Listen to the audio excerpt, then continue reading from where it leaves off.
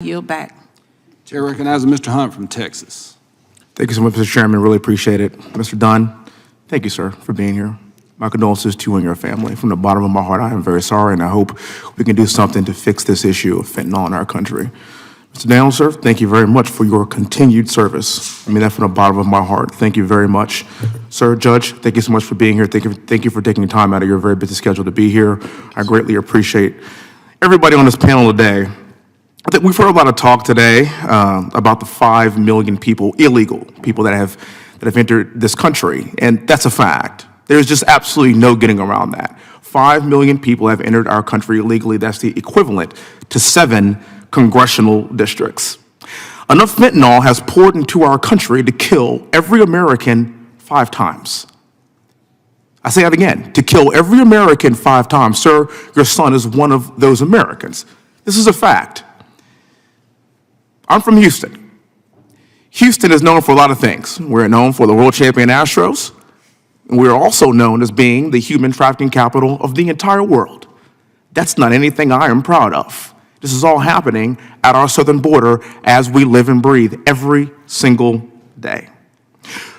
Sir, Judge, I'm not criticizing what you're saying, and I've listened to you, and I can hear your heart, and I understand where you are coming from. But you did say that there's no invasion here.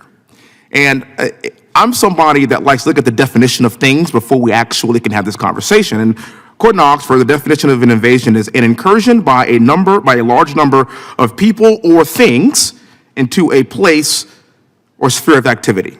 I say it again. An incursion by a large number of people, and I would say 5 million people constitutes a large number, or things, and I would say enough fentanyl to pour into our country to kill every American 5 times is a thing. I would consider that to be the direct definition of the word invasion. My colleague, Mr. Gooden, talked about race and using the word racism and racist, and I've been black for a long time, sir, so I get it. And I've been a minority in this country for a very long time. But this is actually not about race. This is actually an issue of public safety. And if I call this an invasion, sir, I'm not racist. I can assure you I'm not racist. What I can assure you is that I want to make sure that fentanyl doesn't indiscriminately kill any race, religion, color, or creed, because fentanyl doesn't care where you're from. Fentanyl doesn't care about race. Fentanyl kills indiscriminately. This gentleman right here works his tail off every single day to stop that from happening. Now, there's been a break in the dam, and that's pretty obvious, because a couple of years ago, of course, we had some problems, but it wasn't amplified to the level that we are seeing every single day. And the reason why we have to be careful with what we call and what we deem racist moving forward in the future is because we start to lose focus on what the actual problem is. This administration, the Democrat Party, unfortunately, uses race as a scapegoat for everything. And as somebody that wants to make sure that we do attack racist issues when they do occur, we can't be the boy who cried wolf and blame racism all the time. I am here to hold this administration accountable to understand that there are issues of race that need to be addressed, and sir, this ain't one of them.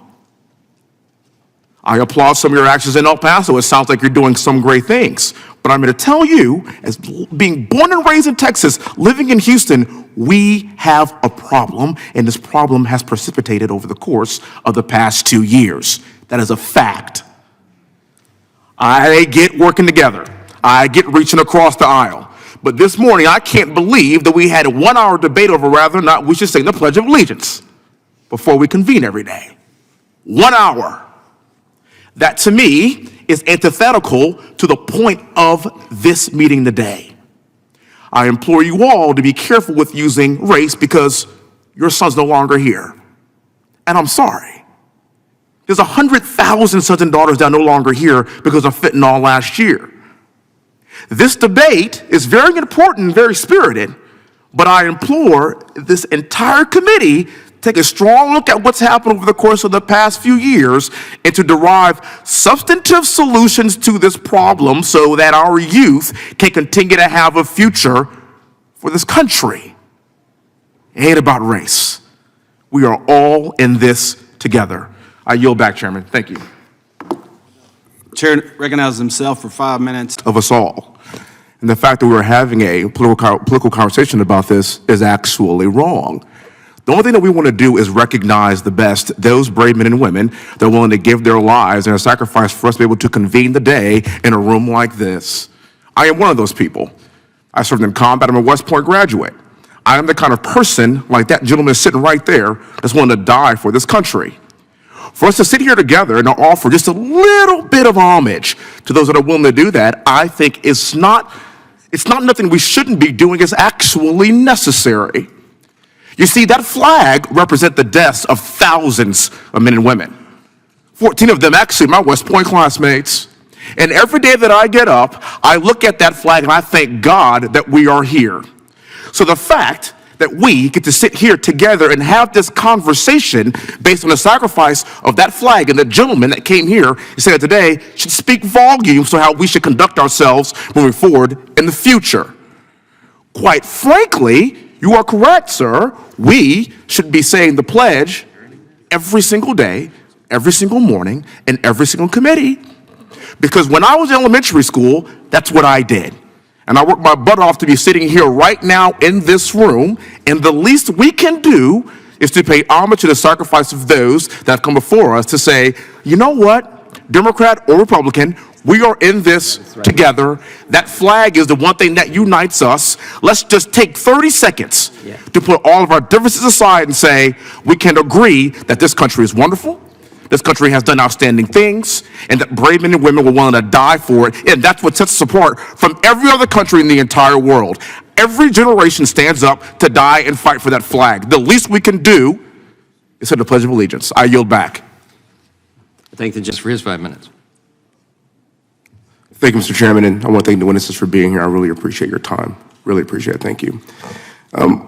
When parents begin exercising their right to question their local school boards during the height of COVID, amid mass mandates, woke curricula, and harassment in schools, how did the DOJ respond? The Department of Justice responded under Merrick Garland with directing the public to report threats of violence to school board members, officials, and workers in our national public schools to a national hotline. One particular case, a mom was reported to the hotline as a threat because she was A, conservative, and B, she was a lawful gun owner, like myself. The complainant alleged that the mom was a threat because she belonged to a right-wing group known as Moms for Liberty. And I have a real problem with identifying people like this because it's your right to belong to whoever you want to belong to, and that's your freedoms. Another investigation opened because a tip to the hotline, a dad was investigated because according to the complainant, the dad fit the profile of an insurrectionist. I don't really know what that means, but that's interesting. And he had a lot of guns and threatened to use them. Yet when the FBI asked about the complainant about these threats from the dad, the complainant admitted that no specific information or observations or any crimes or threats. According to the FBI, not one of these school board-related investigations resulted in federal arrest or charges, not a single one. Recently, the DOJ announced that they were going to continue to prosecute people from January 6th to the tune of around 1,000 more people to be charged in not so distant future. Now, January 6th was over 2 years ago, and the DOJ is still looking to charge more people. Yet, when there is a true domestic terror threat like Antifa, the DOJ did not direct people to a national hotline, nor do they report these threats to our communities. Now, my colleagues on the left will tell you that Antifa doesn't exist. It's an idea. But my question is where is the intellectual curiosity to determine how Antifa, a highly coordinated domestic terrorist organization, is funded and organized? The DOJ did not set up a hotline for Antifa. They set up a hotline for you. No federal resources were set aside to investigate the violence that we saw unleashed across this country during the Summer of Love in 2020. Please note some of these photos. Wait a minute, that's not January 6th. That's May 31st, 2020. That's right in front of the White House. That's where the president lives. And at the time, President Trump was ushered into a bunker because his life was being threatened. Where was the hotline? Next photo. That's not January 6th either. That's July 27th. That is in Portland. And that is Antifa rioting and pillaging our country. Where was the hotline? Next slide. Well, hot damn. That's not January 6th either. Those are more rioters that are destroying and rioting in Salt Lake City. Next slide. I believe, is that it? But wait, there's more. And that's not January 6th either. That's June 1st, 2020. And that's the streets of D.C. that are being rioted and pillaged by rioters. Where's the outrage? Where's the hotline? This is what domestic terror looks like. This is not a school board meeting. There is no hotline for any of these riots. And we are going to have a hotline that's going to report parents for caring about their children's education. And even further, the DOJ would rather investigate 1,000 more people from January 6th than any single person in these photos. What a shame. And that is why this is no longer the Department of Justice. It is the Department of Subjective Justice. And with that, I yield back. Thank the gentleman. Chair recognizes next, gentleman from Georgia. Gentleman from Texas, Mr. Hunt, is recognized. I cannot thank you all enough for being here. Thank you for sharing your lives with us. Thank you for sharing your stories. I greatly appreciate it, and being from Texas, it's an honor to be in your presence. In the 90s, mid to late 90s, New York City was considered one of the safest cities in America. When I was at West Point from 2000 through 2004, I took that train down here many a day. Had a pretty good time in this city, and I felt relatively safe when I did just that. But while Alvin Bragg is a Manhattan district attorney, his policies are not isolated to this borough. His pro-criminal policies are just an example of what Soros-funded district attorneys are implementing across our great nation. Their ideology is responsible for the death, rape, and robbery of innocent people across America, and it is disproportionately impacting poor black and brown people. In Democrat-run cities across America, criminals are given deference and victims are left to fend for themselves, as you have articulated today. Why do these Soros-funded district attorneys put criminals first and victims last? It's what they believe. It's who they are. Our cities are crumbling around us. Criminals are running rampant, and that's because district attorneys in San Francisco, Los Angeles, Chicago, and even my home city of Houston are advocating for pro-criminal policies. And Alvin Bragg fits this profile, in my humble opinion. Let's talk about Alvin Bragg. He's a woke, progressive district attorney with no different than any other progressive DA in our country right now. He was elected as a Manhattan DA in 2021. His policies should not be surprising, given that he was heavily supported by Black Lives Matter PAC that was directly funded by George Soros. In fact, George Soros donated $1 million to that PAC less than a week after endorsing Bragg. Under the guise of helping people of color, he causes them more harm with his pro-criminal policies. Since Bragg has taken office, New York City residents are worried about increasing threats of violence. Do you know who doesn't have to worry about violence? Alvin Bragg. Bragg is surrounded by men with guns every single day. But if you're a regular New Yorker coming home late at night on the subway, you may be robbed, stabbed, raped, or even pushed in front of a train. Do you know what the fastest growing demographic of gun ownership is in America? Black women. Black women. Why? Because they know they have to protect themselves in Democrat-run cities where criminals are allowed to roam free. That is a fact. Now, many of my colleagues on the left like to say that our justice system is two-tiered, that it favors the powerful and connected at the expense of poor people of color. But in Bragg's office, there's a two-tier justice system. It's criminals first and victims second, especially victims of color. We have an opportunity to vote out DAs just like this, to make people that look like me and you, ma'am, safer. Let me take it one step further. Not just people that look like you and me. Every single American that lives in this country should feel safe to live in their own streets. End of discussion. I'm sitting here right now and I'm hearing Trump, Trump, Trump, Trump, Trump, Trump, Trump. And at the end of the day, the people that are sitting here right now, they don't want to hear that. The only thing you want is safety. We are not grandstanding. I am not grandstanding. I can assure you, I would love to be holding my 4-month-old boy right now. But I am here to fight for you and to hear your stories and to allow you to tell your stories. And for that, I am forever grateful. And ma'am, you ain't the only one that's actually left the plantation. It's happening all over the country. And with that, I yield back. Thank you. Gentleman yields back. Mr. Kiley is recognized for 5 minutes. Thank you, Mr. Chair. In recent years, we have seen a movement to fundamentally change. We'll turn it over to the gentleman from Texas, Wesley Hunt.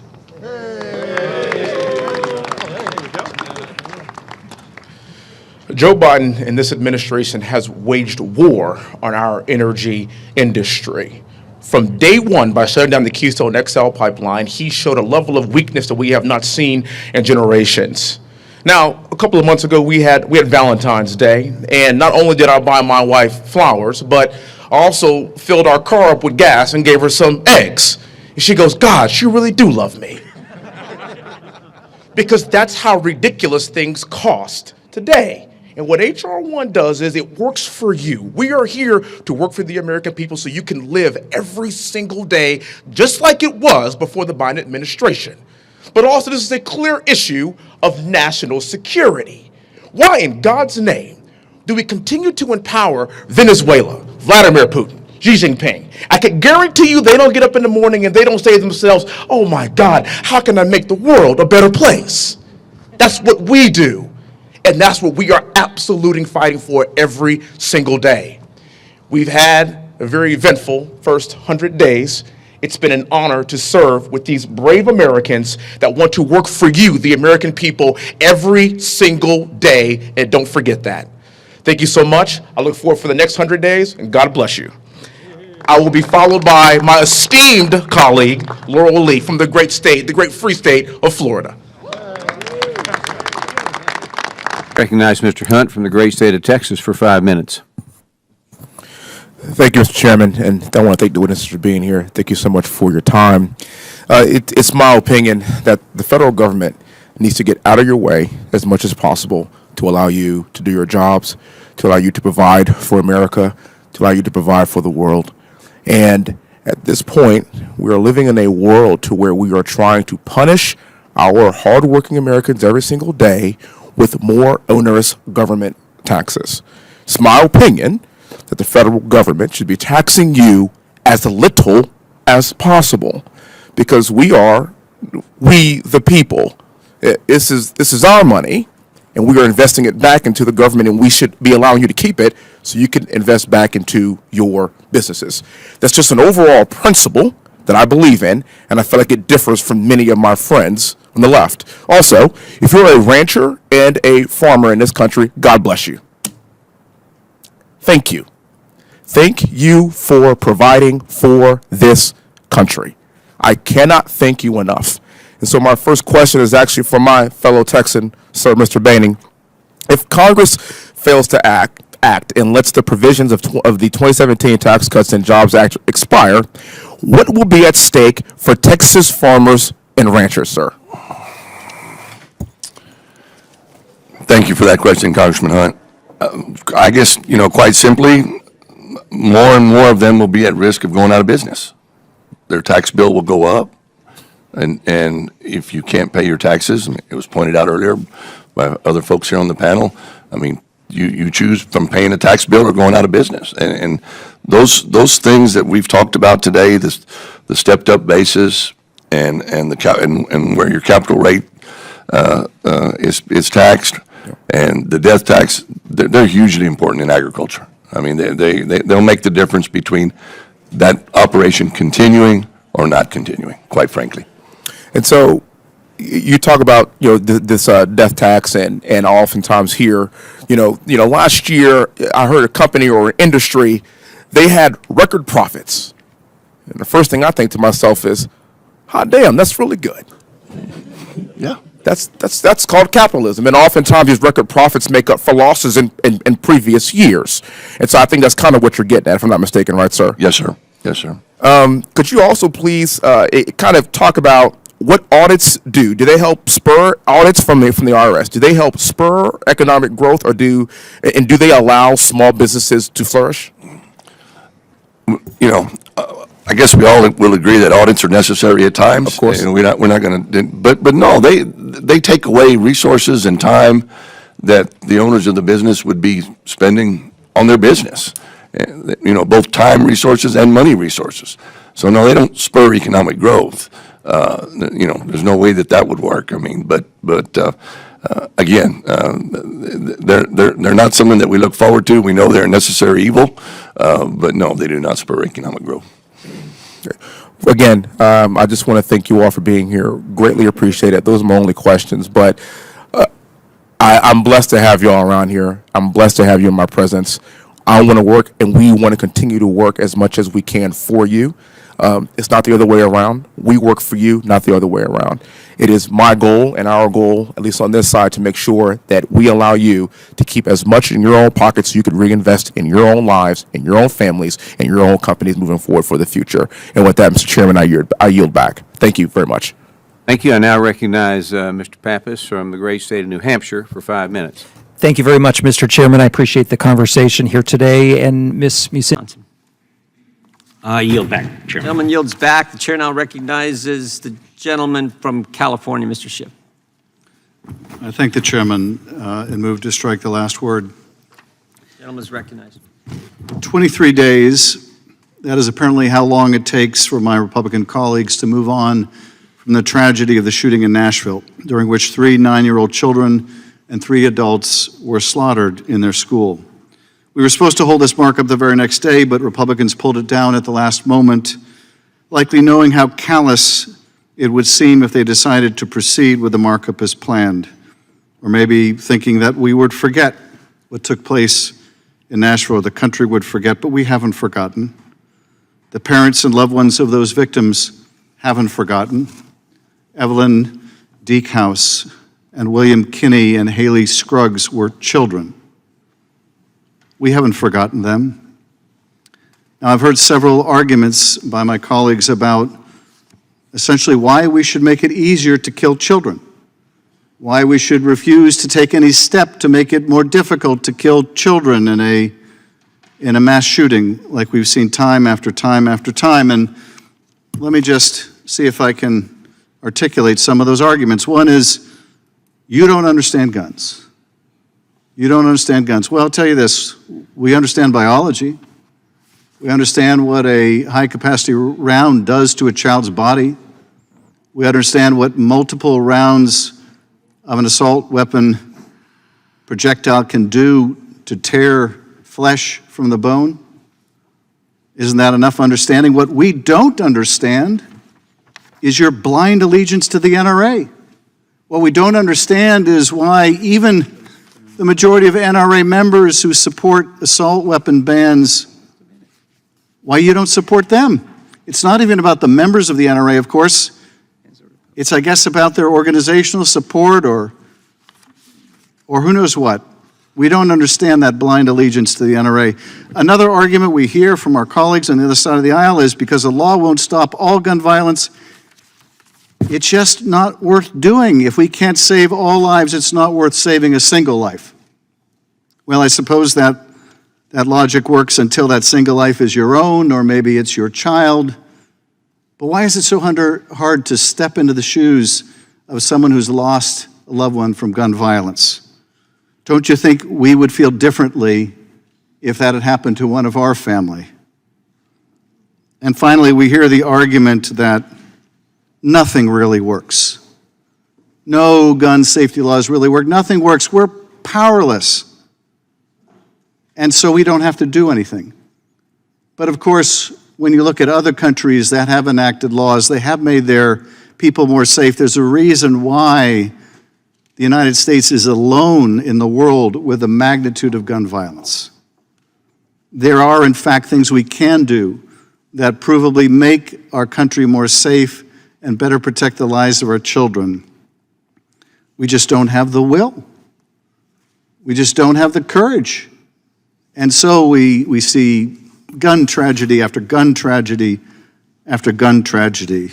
Our colleagues say these braces were created to help disabled veterans shoot more easily.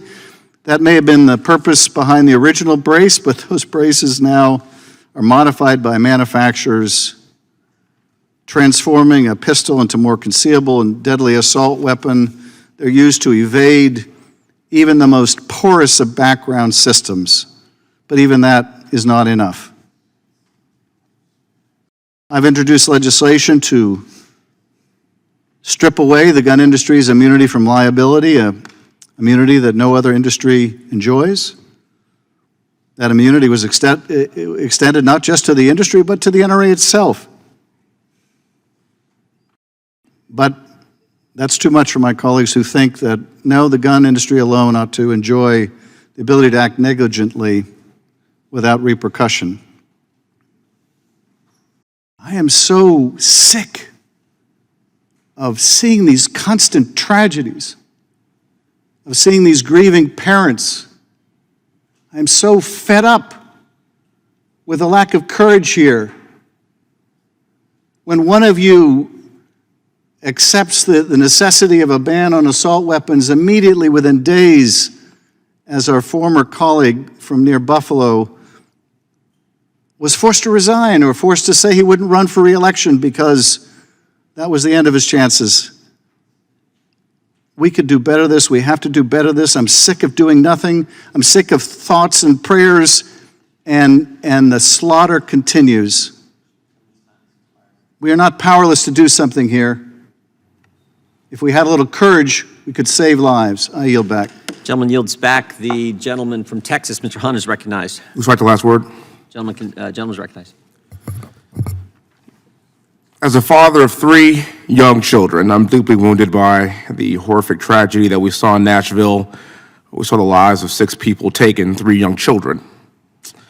The shooting was reported to police at 10:13 a.m., and the suspect was shot by 2 Nashville police officers at 10:27 a.m.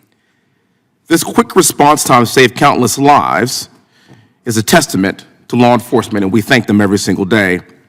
As a congressman, I want to do everything in my power to protect children all around this country from experiencing something like that again. Unlike my colleagues on the left, I'm different, and I think an actual solution to protect our children is not what's being proposed by the left, nor is it political. It is a clear attempt to erode the Second Amendment rights for law-abiding citizens and AR-15 owners like myself. Every time I walk around this Capitol, I feel extremely safe. I've deployed multiple times. I've been on multiple bases. I think to myself, oh my goodness, hot damn. I don't have to really worry about anything because I'm surrounded by people with guns that want to keep me safe. We have barricades, multiple checkpoints, metal detectors. We are staffed by 2 or 4 police officers at all times. All day there was a gentleman standing at this door in case somebody entered this room with a gun. The U.S. Capitol Police is comprised of more than 2,000 officers and over 350 civilian employees who provide operational and administrative support that has an annual budget of approximately $460 million. And for some of my colleagues, that's still not enough because they have their own private security on top of that, surrounded by people that carry guns. And I can assure you that the people here on the Hill are well protected. What about our school children? This is not a round. This is a pen. Now, one of my staffers tried to bring this pen to my office, and he was stopped by a metal detector, and it went through the x-ray machine, and he was almost tackled by our police services right here at the Capitol. doing their jobs, of course. And we proved that, of course, it was a pen. If a pen that looks like this can't get to my office, then how does a homicidal maniac that has weapons walk into a school and arbitrarily murder innocent children? Because we wear this pen, that does not make us more important than our children. There's a private school in Houston, Texas, and I was there a few months ago, and I was giving a young man his appointment to West Point. I drove on the campus, and I was met by 2 armed guards. There were parking places that were just for visitors, and they had even more armed guards beyond that. I felt very secure as I drove onto this school. The headmaster or head of school, she met me in the front, and I said, "My God, ma'am, I feel very secure in this place. What's the secret here?" She said, "Wesley, actually, given my religious beliefs, I hate guns. I don't do guns. But it's my responsibility to keep these young people safe. It's not about how I feel about guns or what I think about them or what I do or don't know. I must keep these children safe because they are the most precious things that we have on this earth." I keep hearing this word AR-15s and a weapon of war. I find that funny because, well, I've been to war. And you should Google the AX-64 Delta Apache helicopter. That is what I would call a true weapon of war. But I feel people calling these things a weapon of war, but they've never been to war. They don't know what war is. And they're using the AR-15 as a scapegoat for everything.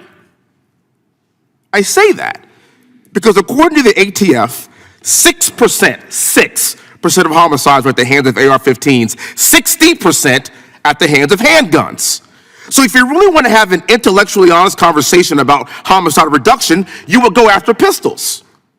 But you don't do that because you want to go after the AR-15 first to then eventually get to the pistol to disarm Americans to infringe on our Second Amendment rights. I want you to know something. It ain't the gun. It's the homicidal maniac. The deadliest days in this country, 9/11, not a single shot was fired. Timothy McVeigh, fertilizer, Oklahoma City. The Boston Marathon, pressure cookers, not a single shot was fired. I know what war looks like, but what I do want to say is we have got to agree we can all protect our children, and we should not be protected more than them. And I yield back. Gentleman's time has expired. Gentleman yields back. The I'm from Texas. Mr. Hunt, you're recognized for 5 minutes. Thank you, Mr. Chairman. And thank you so much, Madam Secretary, for being here. Thank you for your time. Really appreciate it. Wind and solar are booming. And I know that because I'm from Texas. And when I drive across my great state, I could see the industry growing at a pretty rapid pace. In your written statement, you state that your budget builds in on the, quote, tremendous growth accomplished by renewable energy programs last year. My question for you is, should growth in the oil and gas industries keep pace with the growth in the wind and solar industry? Congressman, I think the idea is to move our clean energy transition forward in a way that it can help a lot of Americans to have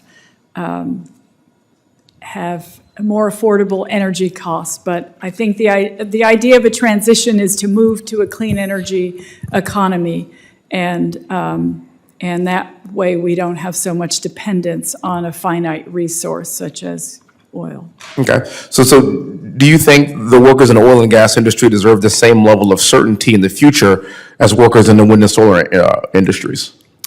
I want to assure you that we are always in communication with every piece of activity on our public lands. We are in touch with the folks whose industries they affect. Well, the Biden administration says that we will be moved off of gas-powered government vehicles by the year 2035. So I would argue that that's the direct opposite of job certainty. But as an Apache helicopter pilot and somebody that's spent a lot of time in the military, I don't think that's possible. And I'm going to tell you why. I'm not a big fan of the word transition at all, to be honest with you. The reason why I'm not a big fan of the word transition is because, actually, according to Bill Gates, if every single American drove an EV tomorrow, we would only reduce the demand of a barrel of oil by 8%, which means that the microphone that I'm speaking in, the glasses on your face, the clothes on your back, literally everything that we use is a byproduct of our industry. And you made a statement as well. You said as we move forward, we will continue to have oil and gas continue to be part of the mix. What do you mean by being part of the mix? And for how much time do you think we're going to be in part of the mix? Because I think it's going to be for a very long time, at least in my lifetime. Of course, it's hard for me to predict how long into the future that fossil fuels will be a part of our energy mix. But as I mentioned, the idea is to move more to a clean energy future. That provides a lot of jobs for folks. And we will continue to make sure that we can have jobs for folks in that industry. So do you think that the federal government should do more to regulate the oil and gas industry?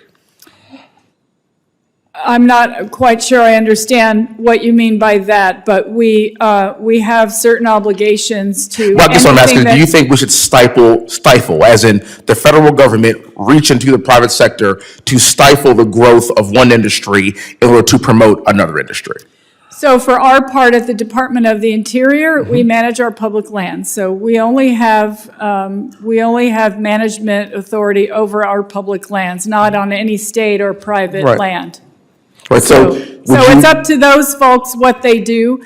But for our part, we have to manage our public lands according to the law and with respect to the best management practices because they belong to all the Americans. Yes, ma'am. So would you support an equitable approach to the growth of wind and solar potentially on federal lands and also allowing us to continue to drill for natural gas and oil on federal lands at an equal pace without the government infringing upon that sectors? Well, with respect to gas, leasing gas, oil permits, those move forward. We follow the law. Somebody submits a permit to drill, we, in good faith, move that permit forward in a process. So we aren't working to stifle anyone. We're working very hard to make sure that everybody is treated fairly. Okay. And lastly, I'm going to shift gears here real quick. I only have a few more seconds here. In your written testimony, you said the Interior continues to work across the department to expand equity, diversity, and inclusion. What exactly does that mean? It means that we want our department to look like America. We want everyone to have an opportunity to be a part of our really wonderful department that cares for our public lands and our cultural heritage. Let me add one more thing, and then I will close on this, ma'am. The word that I think is missing from this statement, though, is also qualified. Qualified. When I flew on a plane from Houston here today, I did not peek my head in the cockpit and say, I hope every pilot met their diversity and inclusion goals. What I really wanted to make sure is that the people that were in front of that plane could fly it so we didn't crash it. So I understand the idea of being more inclusive. I understand the idea of being more diverse. I've been black for my entire life, but I also want to make sure that we also talk about the most qualified person gets the job. And with that, I yield back my time, sir. Thank you. Absolutely. Thank you. Thank you, ma'am. Gentleman's time's expired. Ranking Member Grijalva, it appears we're down to the final two, and I hope we can maintain decorum and order. Well, unless you lose. Thank you, Mr. Ivory. Mr. Hunt, you're recognized for 5 minutes. I'm going to say the quiet part out loud because we all know exactly what's going on here. It wasn't the fully automatic machine gun that was banned in 1986. It wasn't the bump stock. It certainly is not the pistol brace. And it is not the AR-15, of which I am the owner of multiple. The left has been chipping away at our Second Amendment rights for decades, and I'm sick of compromising. Every time my colleagues on the right compromise on guns, the next thing the left says is, we need to do more. And if the left can't repeal the Second Amendment, then they'll have an unelected bureaucrat like yourself, sir, issue a regulation that will make 40 million Americans felons overnight. That's a fact. Compromising on our fundamental rights It's not going to keep our children safe either. Our children should not be prey for homicidal maniacs. And our schools should not be as safe as we have here in Congress. They should be far safer than what we have right now. And if we're willing to spend $113 billion in Ukraine, then we could pay to keep our children safer. So, gentleman in the corner, thank you, sir, for standing in the corner with a gun, and I feel safer by his presence already. And every school should have you present. I was in high school when Columbine happened, and prior to Columbine, we didn't have the level of violence that we're seeing today. In 1986, you can walk into a store anywhere in this country and buy a fully automatic weapon. And being from Texas, acquiring a weapon has always been relatively easy in my lifetime. Were there more or fewer mass shootings across our country when machine guns were available? I think we all know the answer to that. But we still weren't having these problems because it's not the guns, it's our core values that have plummeted. The left has been chipping away at our rights for years. They've also been chipping away at our core values. In 1960, 61% of black Americans were married. Today, that number has plummeted to 30%. I am a current member of Congress today because I was raised in a two-parent household. We ate dinner together every single night. We prayed before dinner. We attended church every single Sunday. My parents were heavily involved in my education. I said the Pledge of Allegiance every single day proudly, and I know every word to God Bless the USA by Lee Greenwood. Because of these values, my sister, my brother, and I all graduated from West Point. We all served our country honorably. There's 60 years worth of military service just in my immediate family, which is by definition the American dream. It's because of these values. A recent Wall Street Journal survey came out and it kind of confirmed these decline in our core American values over the course of the past 25 years. The question was, what values are viewed as, quote, very important? Patriotism. In 1998, 70% surveyed felt like patriotism was very important. Today, 38%. Religion, 62%, very important. Today, 39%. Having children, 59% in 98, 30% today. Community, 62% in 98, 27% today. The guns haven't changed. The guns have always been available in the United States. Our society has changed, and it's changed drastically, in my opinion, for the worse. So where does that leave us today? There's a reason why crime and gang violence is up. There's a reason why black women are the fastest growing demographics of gun owners in America. You know that, sir. Many of them live in Democrat-run cities with rising crime rates and district attorneys that put criminals ahead of innocent women like we see in New York. And by the way, it's not their husbands or their significant others that are purchasing guns for them. Black women are purchasing guns themselves because we know that Democrats replaced black husbands with Uncle Sam a long time ago. I've been listening to my colleagues on the left talk about guns all day. You have no idea what you're talking about. I fear that if you can't tell me the difference between a man and a woman, I am not surprised that you don't know the difference between 5.56 and 300 blackout. The problem with this administration is always having people that are appointed to run these agencies that aren't fully qualified, that don't understand exactly what's going on and how things work. And if I were running the ATF, I would know a thing about the F in ATF. And by the way, for the record, that's firearms, sir. It's firearms. And with that, I yield back. Thank the gentleman. Chair recognizes Mr. Van Drew for 5 minutes. Thank you, Chairman. Just before I begin, Thank you, Mr. Chairman. I want to thank the witnesses for appearing here today. I really appreciate it. For the record, I am pro-life. And I thank God that my mom was also pro-life, because if not for her, I wouldn't be sitting before you as a congressman today. And since this past Sunday was Mother's Day, I want to thank my mother for choosing life. Good looking out, Mom.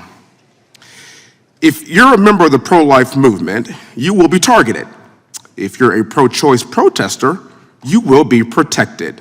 And this is how the Biden administration puts their thumbs on the scales of justice.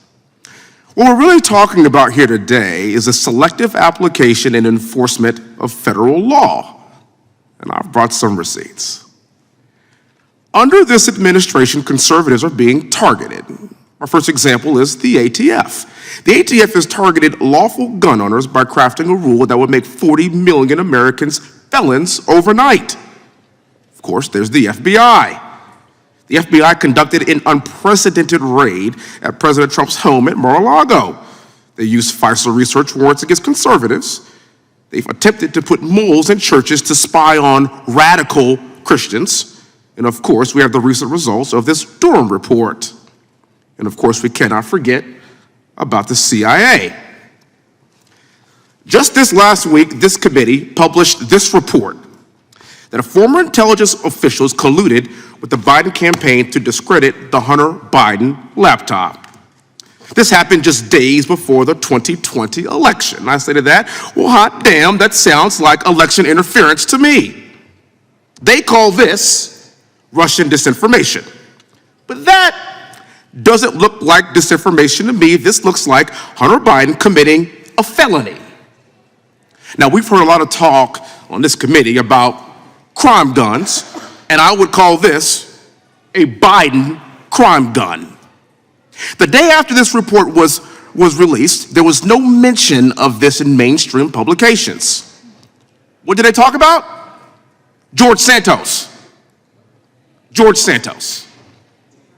Conveniently, George Santos was indicted the day this report was released. Coincidence? Well, you decide. But unfortunately for Democrats, there's only one George Santos to keep the Biden family off the front page of the Washington Post, so buckle up. This is Hunter Biden's gun application. I would like to direct your attention to question 11 Echo. It says, are you an unlawful user of or addicted to marijuana or any depressant, stimulant, narcotic drug, or any other controlled substance? Now, in the words of the late, great, notorious B.I.G., when referring to the only way is to get out of the hood, he famously said, either you're slinging crack rock or you got a wicked jump shot. Now, Hunter Biden does not have a wicked jump shot, but he definitely slings crack rock. Out of respect for the president, I'm not going to show any photos of Hunter with prostitutes and grams of crack, but we all know he has a checkered past. Hunter Biden lied on this application about his history of illegal drug use. He obtained a gun anyway and was never prosecuted. If we saw this behavior from Donald Trump Jr., he would have been in handcuffs a long time ago. But the bottom line is this: the ATF is focused on making 40 million law-abiding citizens felons when they should be worried about Hunter Biden lying on a gun application, which is a felony, by the way. There's no wonder why the American people have lost faith and trust in the federal government. If you want to restore trust, stop spying on Americans. Stop targeting conservatives and pro-life people, and apply the law equally. And to the FBI, the CIA, the ATF, please put Hunter Biden in jail. I yield back. The gentleman yields back, and Ms. Scanlon and I. First of all, I want to thank the witnesses for being here today to discuss this very important topic that's facing our nation. To you, man, Ms. Nobles, I am so sorry for your loss. We failed you. I'm so sorry that you lost your daughter, and I can assure you that you sitting here today means that she lives through you, and we will do everything in our power to make sure that her voice will be heard for the future to stop this foolishness from happening again. Thank you for being here, ma'am. I really appreciate it. Thank you. You might be wondering what this photo is behind me. This is a photo of a room in a plush New York City tent made specifically for migrants. There's Xboxes and flat screens everywhere, and every creature comfort that you could think of is in this tent. This tent is actually nicer than my room at West Point. I wish I had this stuff.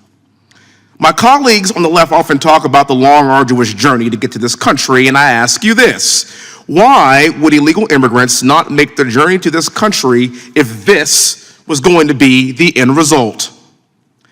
In this facility, they get free room and board, flat screens, 3 meals a day, free internet, and phones. This is the carrot that is bringing millions of illegal aliens to this country at a time when this country can least afford it. For the Democrats, migrants jump to the top of the list while Americans are consistently left behind. Mayor Eric Adams never thought the border crisis would make it to New York City, and now even he has to admit that the Biden open border policies have created a, quote, real-life humanitarian crisis. I say again, a real-life humanitarian crisis. Welcome to the party, sir. Let me show you a real-life humanitarian crisis in its America's cities due to Democrat policies, and America's cities have been crumbling long before President Biden opened the border. And now that every town that we know of, including New York City, is a border town, it's about to get worse. This is Philadelphia. These are not illegal immigrants. These are American cities currently living in abject poverty, and this situation is about to get worse. Greetings from Gary, Indiana. Or is that eastern Ukraine? It's hard to say, but I can guarantee you that if this were eastern Ukraine, the government would be printing as much money as possible to help them, but not our own American citizens. Not so good for the people of Gary, Indiana. And this is not the Dust Bowl or the Great Depression. This is yesterday. And our situation is about to get worse. It's been 3 months since a train derailment in East Palestine, and the people of East Palestine don't have the necessary resources to rebuild, and the community can't even drink clean water today. And like Philadelphia, Gary, Indiana, East Palestine, Ohio, is a part of the forgotten America, the Americans left behind as Democrats provide the American dream to illegal aliens and not to our fellow Americans. I've got news for you. It's going to continue to get worse. We have San Mateo, California, in California's 15th congressional district. If some of my colleagues would spend more time in their districts instead of inside the Beltway, they would see the destruction that their policies are causing their own districts and their own towns. And perhaps then they'd have a different position on the southern border. And it's about to get worse. But wait, there's more. This is Redwood City, California. Or is it Tent City, California? Does this look like a country that's thriving? Does this look like a country that's equipped to handle a massive influx of millions more into this country illegally? I think not. The situation is only going to get worse. This is the death of the American dream, and it starts with the carrot, as I discussed in the very beginning, and ends in abject poverty and despair for Americans. It ends in us losing control of our sovereign border. It ends with cartels running our sovereign border and killing our young people. It ends in fentanyl overdoses. It ends in crime. I'm a military guy by trade. I've never seen a derelict of duty like this in my entire life. This is insanity. And while we owe the American people an apology, we also owe them to do our damn jobs. Thank you so much for being here, and with that, I yield back. Thank you, ma'am. God bless you. We are a nation of laws, or we are not a nation at all. We already have laws in the books that can prevent the catastrophic border crisis that we are seeing every single day today, and we know they work. And do you know how we know they work? Because they worked under President Trump. And they worked because he and his administration and you, Mr. Wolf, chose to enforce those laws. Now, is this merely a failure to act, or is this intentional? President Biden and Mayorkas act as if their hands are tied, like nothing can be done to fix this border crisis. But interestingly enough, almost every policy this administration has attempted to implement has been roughly a failure. Biden's Afghan withdrawal, Biden's foreign policy, Biden's economic agenda, failures. Except for the border crisis. The border crisis is their only success. And I say that because they have successfully created a chaotic situation to carry out a radical agenda. Problem, reaction, solution. The administration created this problem, listened to the reaction, and I suspect they will present a solution. And that solution, ladies and gentlemen, in the future will be an attempt at mass amnesty. There, I said it. The real solution would have been to prevent this crisis from happening in the first place. And the Biden administration could have done just that if we'd have kept simple laws on the books and enforced the laws of this country. Simple as that. Do you know that over 200 people on the terrorist watch list have been arrested at the border since President Biden took office? That should be terrifying for you to hear. And that's just the ones that we know of. How many have escaped into the interior of the United States? Now, I served my country in combat, and I was actually a West Point cadet when 9/11 happened. And my classmates and I stood about 60 miles north, just up the Hudson River, New York City, and watched 3,000 innocent lives evaporate from our world in 90 minutes. And my fear is that with our porous border, another 9/11 is imminent, and it will happen because this administration won't fulfill its basic responsibility. It's to secure our homeland. The Biden administration is making a deliberate choice to not secure our border. And do you know how I know this is a fact? Because 3 years ago, we weren't having this conversation. My first question is for you, Mr. Wolf. What has changed between these administrations that has caused this crisis to explode to what we've seen lately? It's the intentional destruction of a lot of effective policies that were put in place during the Trump administration. Happy to name those one by one. But we've heard a lot of talk about detention capability.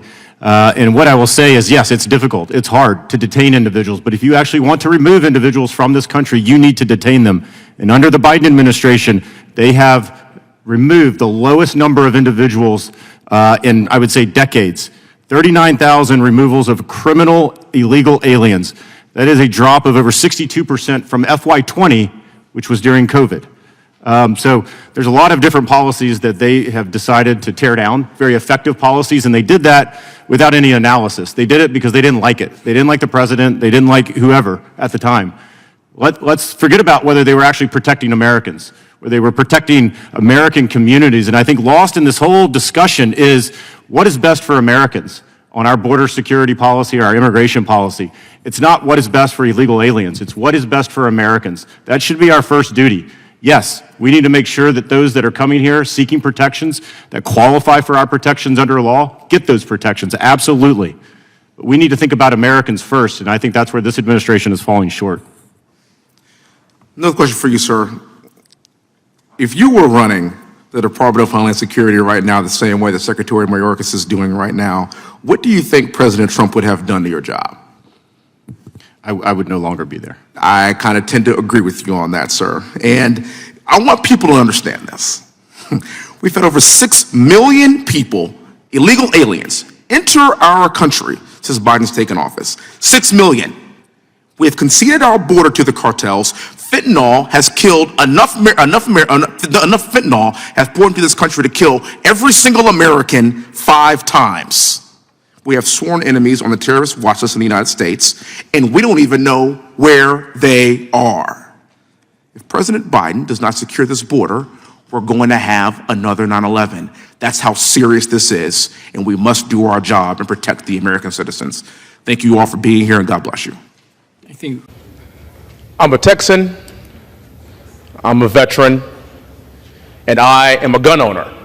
I'm the gun owner of multiple AR-15s, primarily for hunting and, of course, to protect my 3 little kids at home, 4-year-old, 2-year-old, and a 5-month-old. And no one is going to walk into my house and harm my children or my wife, my family. That I can assure you. 6% of all homicides, gun homicides, are at the hands of an AR-15 and weapons that are outfitted with the pistol brace. 6%.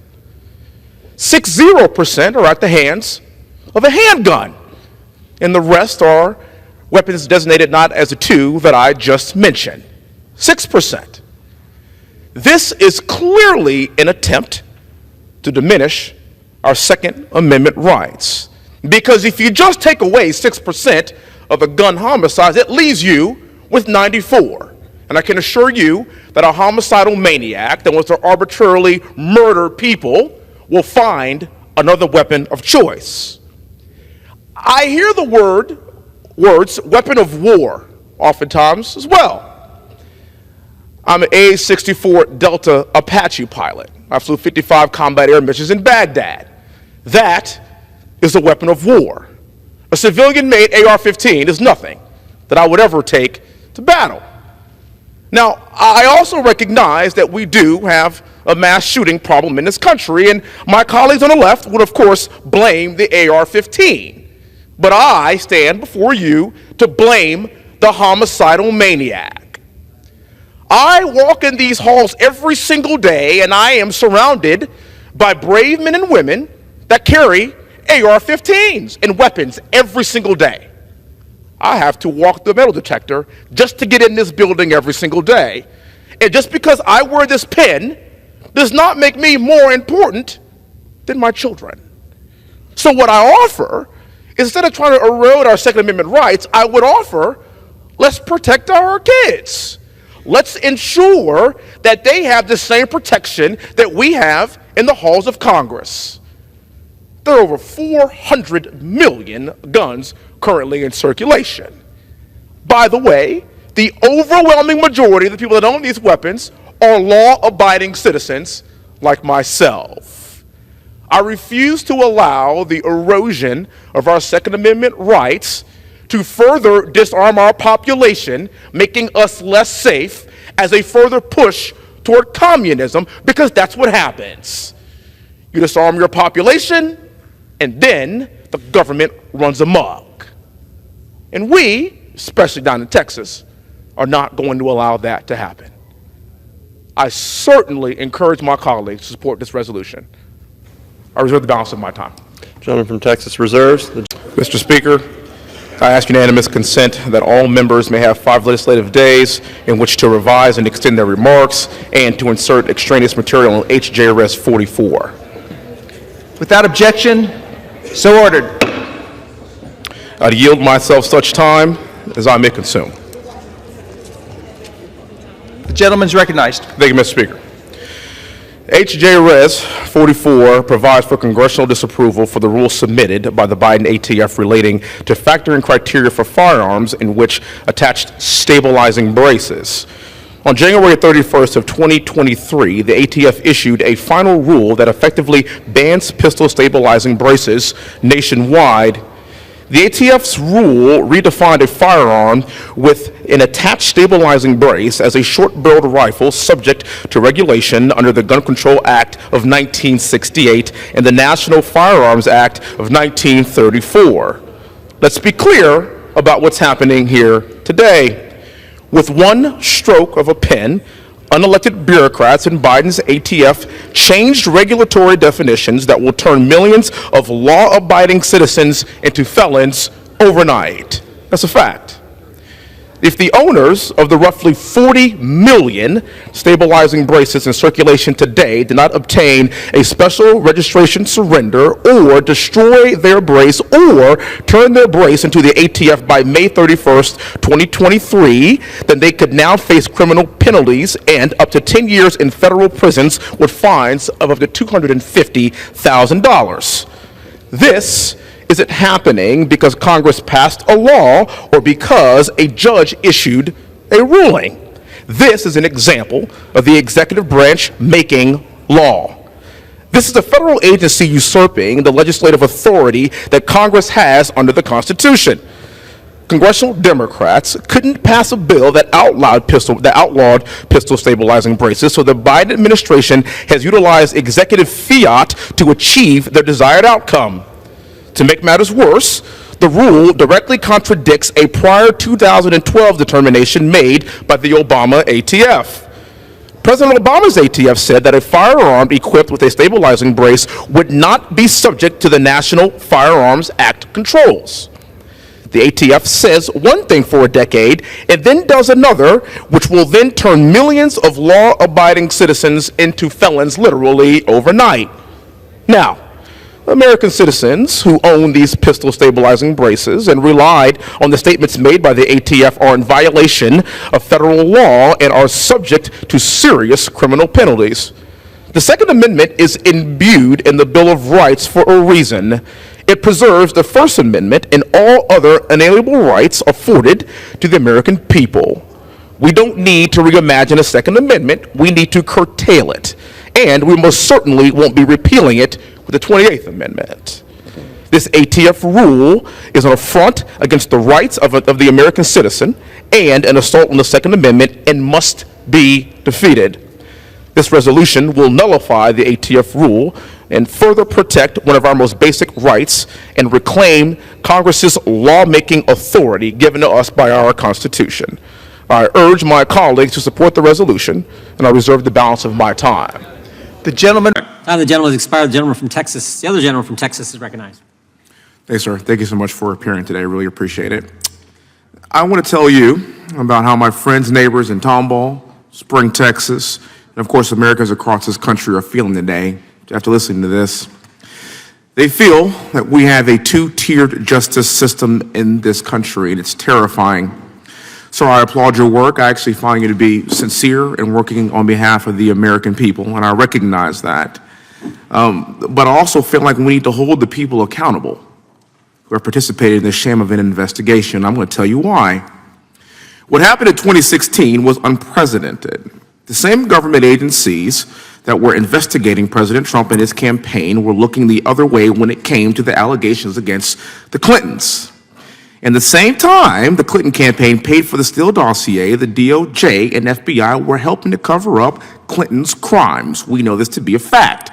33,000 emails miraculously disappeared. Phones were smashed with hammers by the FBI. Even CNN fact-checked this, and it turned out to be true. Yes, CNN. And they refused to prosecute her. This selective prosecution doesn't only favor the Clintons, though, as we have seen in very recent history. Sir, I'm sure you are familiar with what's going on with Hunter Biden's plea deal and his refusal to pay his taxes, and the separate agreement to dismiss his felony gun possession, both of which were announced yesterday. You familiar with that, sir? Yes. Hunter Biden will likely serve no jail time for these offenses, and yet there was no early morning SWAT raid on Hunter's home in coordination with the media either. The American people are sick and tired of this two-tiered justice system, and as a black man, I'm tired of seeing this kind of discretion used to favor people like Hunter Biden because he's white and a son of a president. While Hunter Biden will serve no jail time for these charges, black men across this country are in prison for years for the exact same crimes, and I'm not surprised. Because I guess this selective justice shouldn't become as a surprise to anyone in this room, because after all, Joe Biden was one of the authors of the '94 crime bill, one of my all-time favorites. And we could see what that has done to black men across this country. But back to this report. This report concerns one of many investigations into Trump that led absolutely nowhere, wasted vast amounts of resources and time, and spread lies, rumors, and innuendos about Trump across this country. What we know is that the Clinton campaign and the DNC paid for the Steele dossier, which was used as a basis for the FISA warrants to spy on an incoming president. Correct, sir? It was paid, much of that, the dossier was paid for from the campaign through Perkins Coie's hiring of Fusion and Fusion's hiring of Steele. Yes. Perfect. Thank you, sir. The biggest problem that I have with that is that none of the significance has been prosecuted over this sham investigation, and no one who participated in this investigation is serving any jail time today. I think we've kind of heard that resonate throughout the halls of this room today. But meanwhile, the DOJ, the same agency that is responsible for this phony investigation in 2016, is at this very moment seeking to put Donald Trump in prison for over 400 years over a document issue. And last I checked, President Biden has a bit of a document issue himself before he was even the sitting president of this country. And again, it's another example of this two-tiered justice system. My colleagues on the left talk about democracy. Well, here's what I know about democracy. In 2016, Donald Trump was elected by the American people to be their commander-in-chief. But he wasn't allowed to serve in that capacity because he and his administration spent 4 years responding to Democrat-invented scandal after Democrat-invented scandal. And here we are, 7 years later, still talking about President Trump and this Democrat-invented scandal. And this does not look like a democracy to me. As a West Point graduate and combat veteran, I've fought abroad against authoritarian countries. I know what they look like, and I know what those countries do and how they treat their people, and I also know what democracy looks like. And my fear is that this looks like the death of democracy, and it's up to us in this room to do something about it. Sir, I cannot thank you very much for your time. Thank you for hanging in there. I really appreciate it. I yield back the rest of my time, Mr. Chairman. Gentleman yields back. Chair recognizes the gentleman from Wisconsin for 5 minutes. Mr. Durham, did you see evidence of collusion between Russia and the Trump campaign? The chair now recognizes the co-chair of this committee, Representative Hunt, for 5 minutes. Thank you, Mr. Chairman. Thank you, witnesses, for being here. China is set to take advantage of the global urgency surrounding climate change. They lead the world in the manufacturing of solar panels and wind turbines, and largely because this administration will not let Americans mine for critical minerals that are in abundance right here at our feet, the ones that God gave us. China also leads the world in producing energy from hydraulic dams and is building more nuclear power plants than in any other country. And some of my colleagues on the left will not even consider nuclear as a legitimate power source today. But China also burns more coal than the rest of the world combined, and they will continue to do so as they outmaneuver us in energy production and manufacturing. Currently, China emits almost a third of all man-made greenhouse gases, more than the United States, Europe, and Japan combined. Now, China accomplishes this by burning petroleum coke. Now, I'm not talking about the coke that was found in the West Wing last week. I'm not going to say that. I am talking about this cheap byproduct of heavy refining that burns 6 times dirtier than coal, and they are burning that every single day. Now, clearly, as I've described, China is our biggest adversary, competitor with this world problem. But this administration continues to put forth policies that strengthen China and weaken our own country. If ending climate change was the true intention of this administration, then they would fully embrace carbon capture and, of course, carbon storage technology. The war would be on carbon. It wouldn't be on coal. It's just that simple. But control is a true intention of this administration, as we have seen for the past 2.5 years. In 2021, coal was at a nearly equal ratio with renewable sources of energy as a share of the total U.S. energy consumption, and coal is the dominant energy source for most developing countries. Now, at my home in Houston, Texas, I have some neighbors, and they own 2 Teslas, and my home is powered by coal. And so are their Teslas, because when you plug it in, it's on a coal-powered grid. You're welcome, and thank you very much for providing that kind of energy for their Teslas and for my home. And Houston, by the way, is quite hot, and it's quite air-conditioned as well. Thank you very much for what you do. Energy addition is the word. There is no such thing as a transition. We got to stop talking like that. Because the only way we're going to continue to fuel our country and the world is it's going to be a mix. It's energy addition, because the world is going to need more electrons, not just us, the globe. If the Russian invasion of the Ukraine hasn't showed us anything in the energy sector, it's that an energy mix is important, and that foremost mix, and the biggest piece of that, is going to be natural gas and a mix of coal. LNG saved Europe during the past winter, and without American LNG, the lights in Europe would have literally been turned off. And that LNG left the ports of Louisiana and, of course, my home state of Texas. And not only provides great, good-paying American jobs, but also provides heat, power, and life for our European friends. If you want to beat Putin in the Ukraine, stop printing money we don't have and unleash American energy. That is how you beat Putin.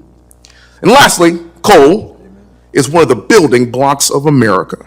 Not only is coal an energy source, but it is paramount in our ability to continue to improve our infrastructure, which is crumbling around us. And as we invest in other countries and spend hundreds of billions of dollars around the world, we are investing in our own infrastructure, and met coal is essential to the production of iron and steel in our own country. As I discussed, we have an old infrastructure in this country, and it desperately needs updating, and we cannot do it without you, and we cannot do it without coal. We cannot update our systems. We cannot update our future. We cannot update our future for our children if we don't continue to use coal as a fundamental building block to get to the future. I'm from the energy capital of the world, Houston, Texas, which in my opinion makes me the energy congressman of the world. I know this issue is very important to all of us, but we need redundancies, we need assurances, and we need affordable energy, not just for us, but for the entire world. And we are literally sitting on it in this own country, and this administration refuses to let us use it. Sir, it's right in your district, and yet we continue to empower the world, but not empowering our own country. We must do better. Thank you all for being here. With that, I yield back. A recent poll found that 37% of Americans have a positive view of the FBI. And that's from an NBC poll. I wouldn't exactly call that right media propaganda, and I think I know why. Here's what the American people know and believe about the FBI today, sir. If you are a Trump, you'll be prosecuted. If you are a Biden, you'll be protected. And the American people that I represent are sick and tired of this double standard. It seems like every single hearing that we have in this room, we talk about the two-tiered justice system of Biden's DOJ and the FBI, and as we were talking earlier, here we are again. President Trump endured an unprecedented raid at his home in Mar-a-Lago. President Biden's home, however, was respectfully browsed. President Trump is facing up to 400 years in federal prison for allegedly being in possession of classified documents he obtained as the commander-in-chief of these United States of America. And meanwhile, President Biden is facing no charges for the classified documents he had held at his time as a senator and a vice president, not the president of these United States of America. And last I checked, he had no legal authority to declassify those documents. Assuming President Trump was in possession of said classified documents, would those documents be more secure, surrounded by Secret Service at Mar-a-Lago, or in a box, in a garage, behind your Corvette? You know the answer to that question. Question for you, sir. What can you tell us about the status of the FBI's investigation of President Biden's classified documents found next to his Corvette in Delaware and those found at the Penn Biden Center? Do we have an update on that, sir? What I can tell you is that there is an ongoing special counsel investigation led by Mr. Robert Hur, and we have FBI agents affiliated with it, working on it, working very actively and aggressively with him on that case. I obviously disagree with your description of the two standards. In my view, at least under my watch, we have one standard. Okay. And that is we're going to pursue the facts wherever they lead, no matter who likes it. And I add that last part because especially in sensitive investigations, almost by definition, somebody's not going to like it. So I understand, and that's actually why I led with the sentiment of the American people. I understand that's your sentiment. I do want to finish this. So I want everybody to talk about this dichotomy that we have seen. I get your point, sir, but that's just not what we see as the public, as we the people. We see one case being fast-tracked and one case being slow-walked. We see one president's home being raided, the other president's home being kindly searched. You have one government agency, the Secret Service, protecting the former president and his home, and another government agency, the FBI, raiding the same home. Now, to me, sir, that's tragically ironic. And we expect more from a functional constitutional republic, and these things shouldn't be happening. Now, it's my opinion that Joe Biden is the most unpopular president we have seen in a century, and that's why he knows the only way to stop President Trump from beating him in November is by putting him in jail. You talked about this, Mr. Fry.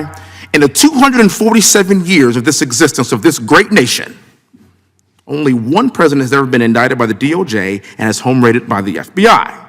Now, some have said that President Trump's indictment means that no one is above the law. Okay, all right, I would love to see that. But what about Hillary Clinton? And what about Joe Biden? And what about Hunter Biden, who is America's favorite son? And let me tell you something, I got a 4-year-old daughter and a 2-year-old daughter at my house. Hunter Biden to me is like glitter. He is on everything and you cannot get rid of him. And yet nothing is going to be done about this. We're sick of it. James Comey decided not to prosecute Hillary Clinton despite overwhelming evidence that she committed crimes. And as I recall, it was the position of the FBI to not prosecute because they didn't want to interfere with the presidential election. What do you call this? The Iowa caucuses are in 6 months. 6 months.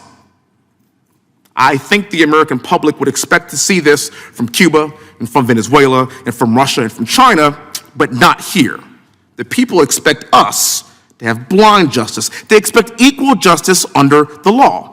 It is not the job of the DOJ or the FBI to prosecute Joe Biden's top political opponent, who is leading in every single primary poll, and the Iowa caucuses are in 6 months. Let the people decide. It's our job to uphold the Constitution. As a West Point grad and military veteran, this is the Constitution I'm giving my life to protect, and I expect us all to uphold it likewise. Thank you so much for being here. Mr. Chairman, may I briefly respond? Sure.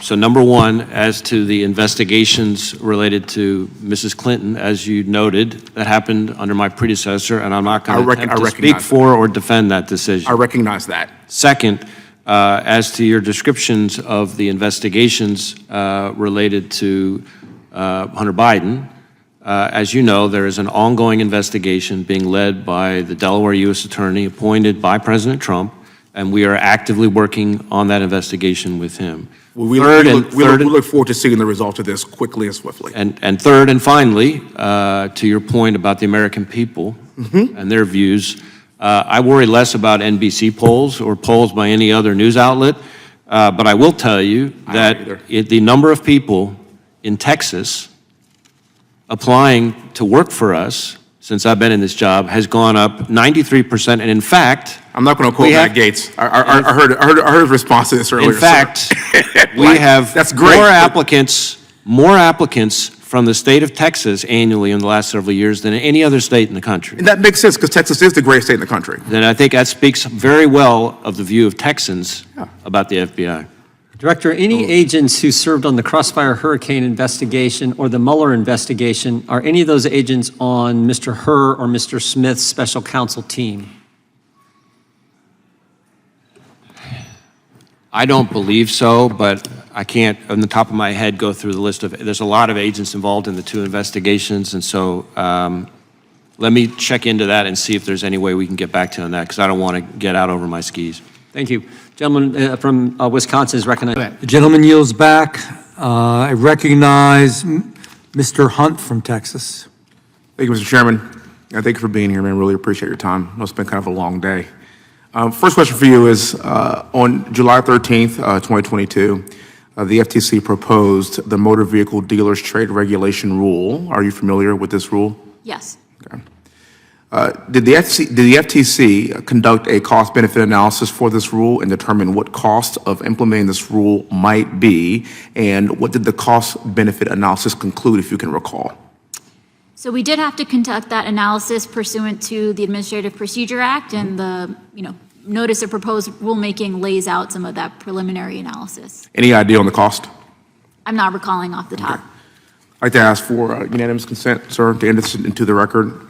This is a research study that's done by the Center of Automotive Research, which conducted a full cost-benefit analysis of this rule and determined that the rule would impose a cost of $38 billion with a B over the next 10 years. Are you familiar with that at all? Without objection. Thank you. This is a study done by some outsiders, you said, or this is the FTC analysis? No, this is actually an outsider, the Center of Automotive Research. I'm not familiar with it. I know we got a lot of comments on the rules, so our teams are looking at those closely. Maybe this was one of those. So what we'll do is we will send this to you. I would implore you to take a look at it, and now that you have a copy of it, I would love for you to reconsider that burden and that cost that it would actually place on the American people, if you don't mind. Happy to. I mean, I will say generally, the auto rule that we've proposed is designed to address junk fees, bait and switch tactics, some of the harms that consumers time and time again have been encountering in these contexts. We received over 100,000 complaints from consumers over the last few years relating to some of these deceptive practices in the auto purchasing context. So that's what our rule is really designed to address. Okay, understood. And I think this is kind of what our goal is, to make sure that we prevent any undue burden on the American people. Obviously, the issue that you just addressed, and also most importantly, just cost, because right now we as a country are suffering immensely with inflation, everything that we've been seeing. So I want to make sure that we do protect the American voter here in this country. Switching gears, the FTC has made a mandate protecting consumers and their privacy. Under that mandate, do you think it's appropriate for the FTC to compel a company to collect and retain consumer data, including their personal identifiable information? Is there a particular context you're thinking about, Congressman? There is a It's hard to particular say. context, but I'm just kind of wondering what your overall feel of this issue is. I can't exactly say who asked this question for their own anonymity, but I was just wondering what your overall feel is about including their data that has their personal information in it as the FTC. Overall, the goal of our data privacy and security is to protect the privacy and security of Americans' data. What ultimate remedy or relief we're seeking is generally speaking designed to minimize the data being collected. I'm not sure what specific instance you're referencing. I understand. Last question. Do you think it's appropriate to suspend the collection of this data in the name of protecting consumer data as a whole? Again, would be happy to look at any specific matter that you're considering, but a key goal of some of our recent privacy work has been data minimization to really limit what data is being collected in the first instance, because we've seen that that's the best way to minimize risk of privacy breaches and security breaches. Thank you very much. Thank you for your time. I yield back the rest of my time. Gentleman Thank you. yields. Recognize the gentleman from South Carolina for 5 minutes. Thank you all for being here today, sir. My condolences to your son. I am very sorry for your loss. Thank you. We are talking about the consequences of criminal aliens in United States communities. Take a walk around any large city in America and you'll see the devastating effects of these open border policies that we've seen ravage our communities over the course of the past few years. Crime, gang activity, drugs, just to name a few, but there is a far more sinister criminal activity that's not as visible as drug trafficking, gang activity, or just the general degradation of our cities. It's far worse, actually, far worse to me. It's human trafficking. I love my city of Houston. Houston is known as the energy capital of the world. It's known as a lot of great things, great food as well, but unfortunately, we're also known as the human trafficking capital of the world as well, and that has to change. I can tell you I'm very proud to co-sponsor a bill introduced by my colleague Sheila Jackson Lee. It's called the Stop Human Trafficking in School Zones Act. This bipartisan effort is necessary because that's how bad the problem is. This bill will increase the prison time up to 5 years for certain human trafficking offenses and sex offenses involving minors that occur within 1,000 feet of schools, within 100 feet of certain other places where children gather, like youth centers and swimming pools. As a father of 3 children under the age of 5, these people belong in a special place in hell, if you ask me. In 5 years, it's not enough, but it's a start. One thing that I do know is that if President Biden and the Democrat governors and mayors were serious about human trafficking, they'd stop their destructive sanctuary city policies. And you, gentlemen, have addressed this pretty clearly to me. Mr. Fabricatore, thank you for being here, sir. I met you earlier in the hallway. I have a question for you, sir. In your 23 years of experience working at INS and ICE, what can you tell me about the seriousness of child trafficking, what have you personally experienced as a result of the issues that we have seen with our open border policies? Well, number one, I mean, they stopped the DNA testing at the border. So, we were testing adults to see if they had a DNA match with children. That policy has stopped. And I cannot figure out for the life of me why you would not want to figure out if a child that is being brought into the United States actually belongs to the adult that they're traveling with. But now we've stopped that, so now we're allowing these people to bring these children into the interior, and we have no idea who they belong to. We have no idea if there's a familial connection. This is wrong, and it needs to stop. We have children being brought in, and we have children missing right now. We don't even know where they are because they've been brought in and they've either absconded, they've gone off. They're being used to traffic drugs. Myself, in my career, I've arrested juveniles dealing heroin on jogging paths. So these juveniles are being used by the cartels to deal drugs, and they're being brought into this country. And the fact that we stopped the DNA program, this administration stopped it, it's unfathomable to me. Do you agree that child sex trafficking as a result of this crisis at our southern border has increased? Yes, sir, I do. Without equivocation? No, yep, I agree. Biden's policies they've resulted in countless numbers of minors being abused and bussed across our border and sold into sex slavery. Under the guise of protecting illegal aliens, the Biden administration is in fact protecting human traffickers and harming God's children, our children. Now, many of my colleagues on the left may say that we are unfairly targeting illegal aliens and that American citizens commit crimes too. I've also heard racism being blamed and xenophobia being blamed, and I could tell you as a black man for a very long time, I am not racist nor xenophobic. I just want us to enforce our laws, and I expect them to be abided by so we could save our children. I've also heard some of my colleagues on the left say that the global sex trafficking of children is a QAnon conspiracy. According to the New York Times, 85,000 migrant children have entered our country, have been lost. They've been vanished. And where do you think they went?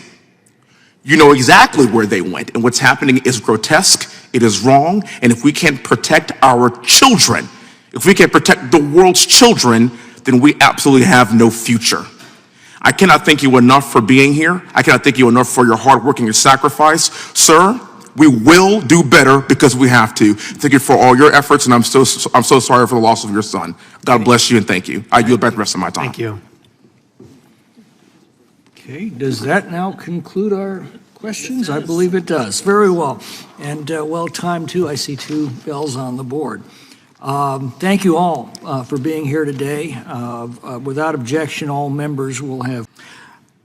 I want to go to my next topic, and this is something that the American public is really frustrated with because it's been brought to my attention, and I think I've known it for a very, very long time. But for those who are not watching, the Secret Service is an agency that is within the Department of Homeland Security. This has been the case since March 1st, 2003. Now, sir, I'm assuming that you're aware that cocaine was found by Secret Service in the White House a couple of weeks ago. Is that right?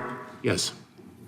According to Secret Service, marijuana was also found in the White House twice last year. Twice. And we don't know who brought the drugs into the White House, which is the most secure building on earth. And if we can't secure the White House, then how can we secure the border? And without proper leadership, I am so fearful that we have turned our beloved White House into a trap house.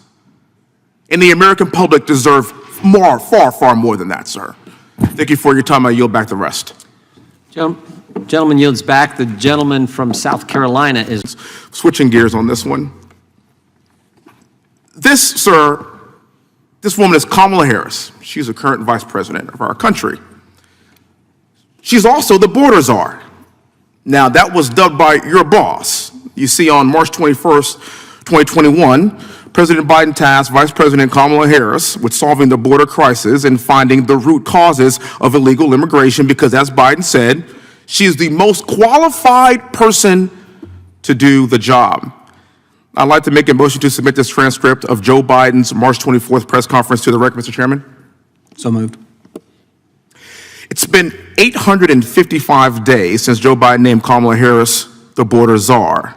Has she solved the root cause of illegal immigration, in your opinion? Congressman, you have mischaracterized the vice president's role. The vice president is addressing... No, I have not mischaracterized. Actually, that was the job that was given to her by the President of the United States of America. How did I mischaracterize that? Congressman, the vice president... Okay, that's fine. So she has not solved the issue. I think that's actually pretty clear, and I think my colleague Chip Roy did a very good job of articulating that. Thank you. The chair yields to Mr. Hunt from Texas for 5 minutes.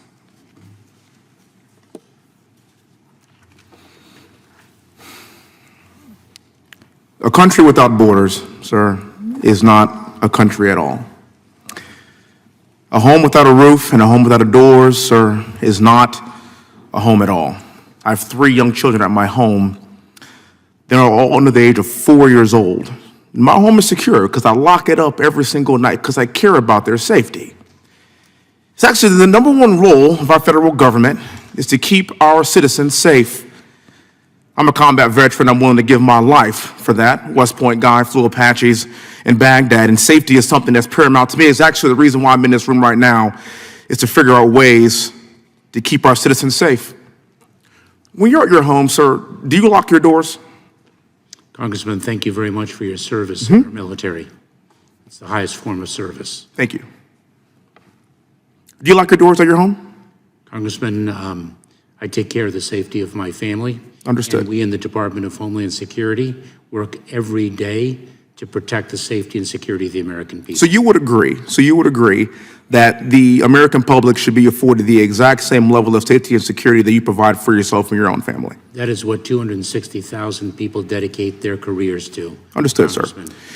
Can you tell me the number of unaccompanied minors who have crossed our southern border during your tenure as Secretary? Very pleased to provide that data to you, Congressman.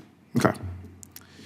I've also heard that there are proponents of this administration that say that the fentanyl is coming across our southern borders, coming through legal ports of entry. Does that mean that no fentanyl is being smuggled across our border other than legal ports of entry?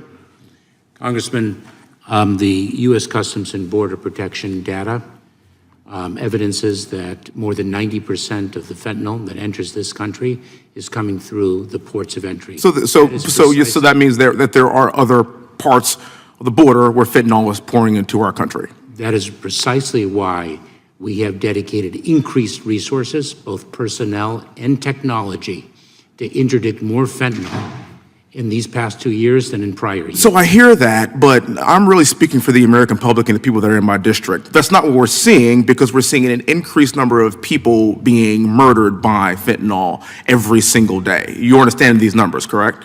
Oh, I do, and Congressman, those numbers have been escalating for more than 5 years. But they've escalated exponentially during your tenure. Chip Roy went through these numbers. I was sitting here watching. I'm actually appalled at just how much this has happened. It is a tragedy, the devastation that fentanyl wreaks on our communities, and I look forward to working with you and with all of the members of this committee in addressing this challenge. This requires a united effort. This is not a partisan issue. But unfortunately, sir, it's become a partisan issue. And I feel like we on this side are the ones that are truly trying to defend the lives of our fellow Americans. The chair now recognizes the gentleman from Texas, Mr. Hunt. Thank you, Mr. Chairman, and thank you, brave ladies, for being here today. I greatly appreciate it, and I admire your bravery in these times. Many of my colleagues on the left like to discuss gender-affirming care and claim that puberty blockers and hormone therapy and sex reassignment surgery are the only ways to treat gender dysphoria. Once a child expresses a feeling of gender dysphoria, instead of questioning the root cause of that feeling, that child will more likely than not be on a fast track to gender reassignment surgery, or otherwise known as genital mutilation. But I want you to imagine something. What would happen if we affirmed every thought that our children have? I'd like to show you a food pyramid. Now I know what you're thinking. This is not the FDA's approved food pyramid, although many of you probably wish it was. This is the food pyramid according to my 4-year-old and my 2-year-old daughters.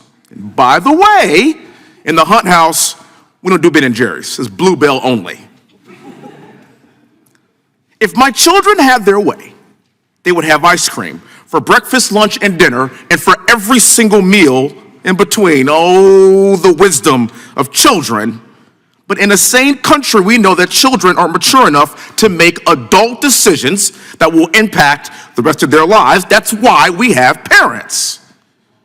Children cry for ice cream, but as parents, we have the wisdom to know that ice cream is not in their best interest, particularly their long-term interest. I want to thank my parents, Willie and Diane Hunt. They had 3 children.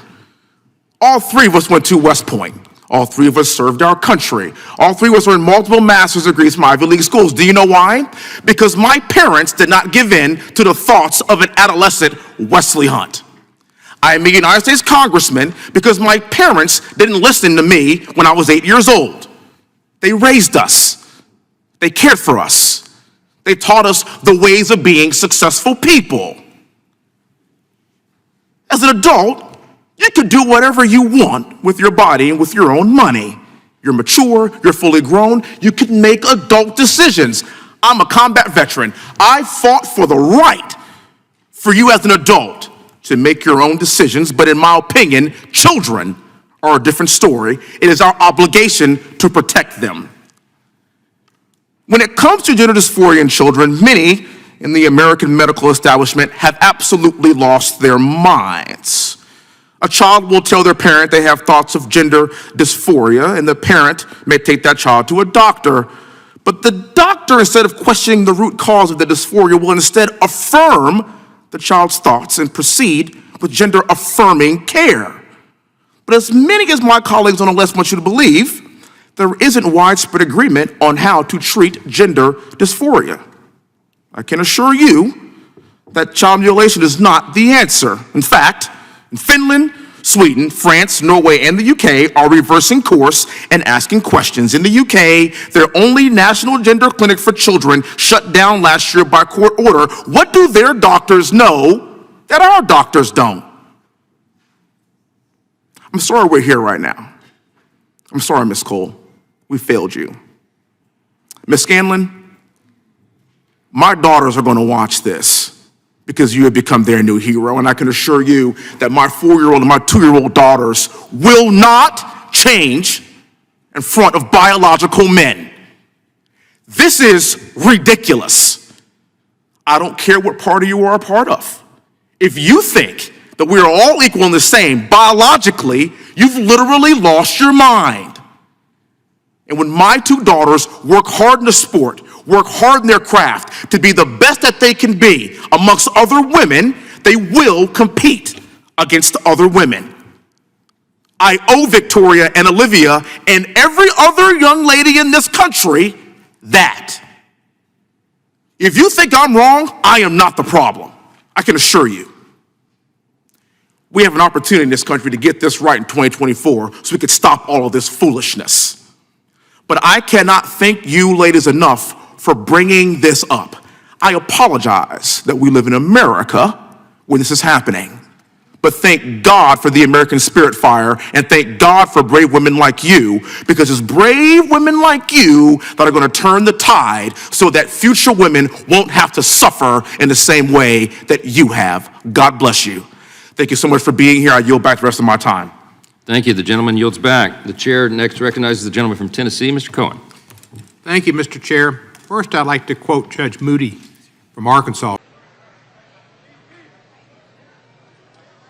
There's a poem by William Ernst Henley. It's called Invictus. It goes, out of the night that covers me, black as the pit from pole to pole, I thank whatever gods may be for my unconquerable soul. In the fell clutch of circumstance, I have not winced nor cried aloud. Under the bludgeonings of chance, my head is bloodied but unbowed. Beyond this place of wrath and tears looms but the horrors of the shade, but yet the menace of the years finds and shall find me unafraid. It matters not how straight the gate, nor how charged with punishments the scroll. I am the master of my fate. I am the captain of our soul. President Trump is the master of his fate. He is the captain of his soul. And he will save the soul of this nation. This is the first time a president has been to Jackson County. And without further ado, I want to welcome the 45th and the 47th president of this great nation, Donald J. Trump. Chair recognizes Mr. Hunt for 5 minutes. Thank you, Mr. Chairman. When 9/11 happened, I was a sophomore at West Point. I was sitting in my barracks, Eisenhower barracks, as I recall, on the 3rd floor, and I watched with terror 3,000 souls leave this earth. At that moment, as a sophomore at West Point, I knew, and my classmates knew, West Point class of 2004, actually 3 of us are currently serving in the halls of Congress right now, we knew that we were all going to go to war. We knew that there was a chance that we would not make it back alive, but by God, we were going to do whatever it took to protect our country and to prevent something like that from ever happening again. And this is why protecting this country and protecting our southern border means so much to me. The open borders that we're seeing right now at our southern borders is a slap in the face to everyone who has sacrificed to keep anything like 9/11 from happening again in our great country. We lost a lot of blood, a lot of treasure to keep our nation safe, including many of my West Point classmates that are no longer with us. We were told that if we fought terror abroad, we could keep it from coming in our own country. And I still believe that to this day. It's because of Joe Biden, and we have now essentially turned our southern border into a welcome mat for terrorists. Now, the Biden administration would like you to believe that every person coming across our border is an asylum seeker simply looking for a better life. That's not only a lie, it's insulting to our intelligence. This administration says that illegal aliens are women and children wanting a better opportunity, and I have some numbers for you that would point out the contrary. Since October 2022, CBP flagged 75,000 illegal aliens in our country as national security risks. Last year, CBP announced that 98 illegal aliens on a terrorist watch list on our southern border. 98. That is 9 times the number of people encountered on the terrorist watch list than during Trump's entire presidency. But wait, there's more. Just last week, the Office Inspector General released their audit of DHS titled, DHS does not have assurance that all migrants can be located once released into the United States. Quick recap of what's going on here. We have 75,000 illegal immigrants living amongst us who are national security risk currently. CBP is encountering illegal aliens on the terrorist watch list at a record rate, and DHS is releasing illegal aliens, their national security risk, to the interior of our country, and you can't even tell us where they are. Why do we have a terrorist watch list? If people on our terrorist watch list can simply walk into our open southern border, then why do we have one at all? How is it possible that the FBI has no problem hunting down January 6 protesters years later, but this administration has lost track of illegal aliens who pose a real threat to our national security? We know this administration can track down anyone, anytime, anywhere. We've seen them do it. Why? It's my opinion that this administration views patriots, or as the Biden administration calls them, MAGA Republicans, as national security threats while viewing illegal aliens on the terrorist watch list as asylum seekers simply looking for a better life. We live in an upside-down world today where Americans are vetted and surveilled more than illegal aliens that we know have the propensity to break the law. It's not an oversight. It's not a mistake. This is a choice. We have billionaires right now that are putting patrons in space for sport. And you mean to tell me that we cannot stop illegal immigrants that clearly pose a threat to our national security from entering our country. And I have a report that says it. Now, many of my colleagues on the left, they want to say that, well, if you have border security, that's racist or that's wrong or you're xenophobic. I'm not. I'm pro-America. I am pro-preserving the values of our country and having a sovereign border. 6.5 million people entering our country illegally is ridiculous. Enough fentanyl has poured into this country to kill every American 6 times. It's ridiculous. And I'm somebody that's willing to die for this country and to keep it safe. We cannot continue this. It is time for us to fix our southern border. Thank you. I yield back the rest of my time. Gentleman's time's expired. No. He's always endured here. I now recognize the gentleman from Texas, Mr. Hunt, for his 5 minutes. Thank you, Mr. Chairman, and thank you, witnesses, for being here today. CEQ was originally created to issue guidance to federal agencies on how to comply with NEPA. Nevertheless, everyone in this room knows the CEQ has grown into an action arm for President Biden's radical eco agenda. Look no further than the Biden administration's settlement with the Sierra Club over a possible sighting of a rhesus whale in the Gulf of Mexico almost a decade ago. It's insanity. Instead of simply overseeing NEPA compliance, the CEQ is reshaping federal agencies as a vehicle of social change and leading the war on domestic energy production. CEQ and Biden's White House they care far more about ESG than they care about the American public and our livelihood and what we're going to do about having energy abundance for our future. Mr. Loyola, sir, thank you for being here.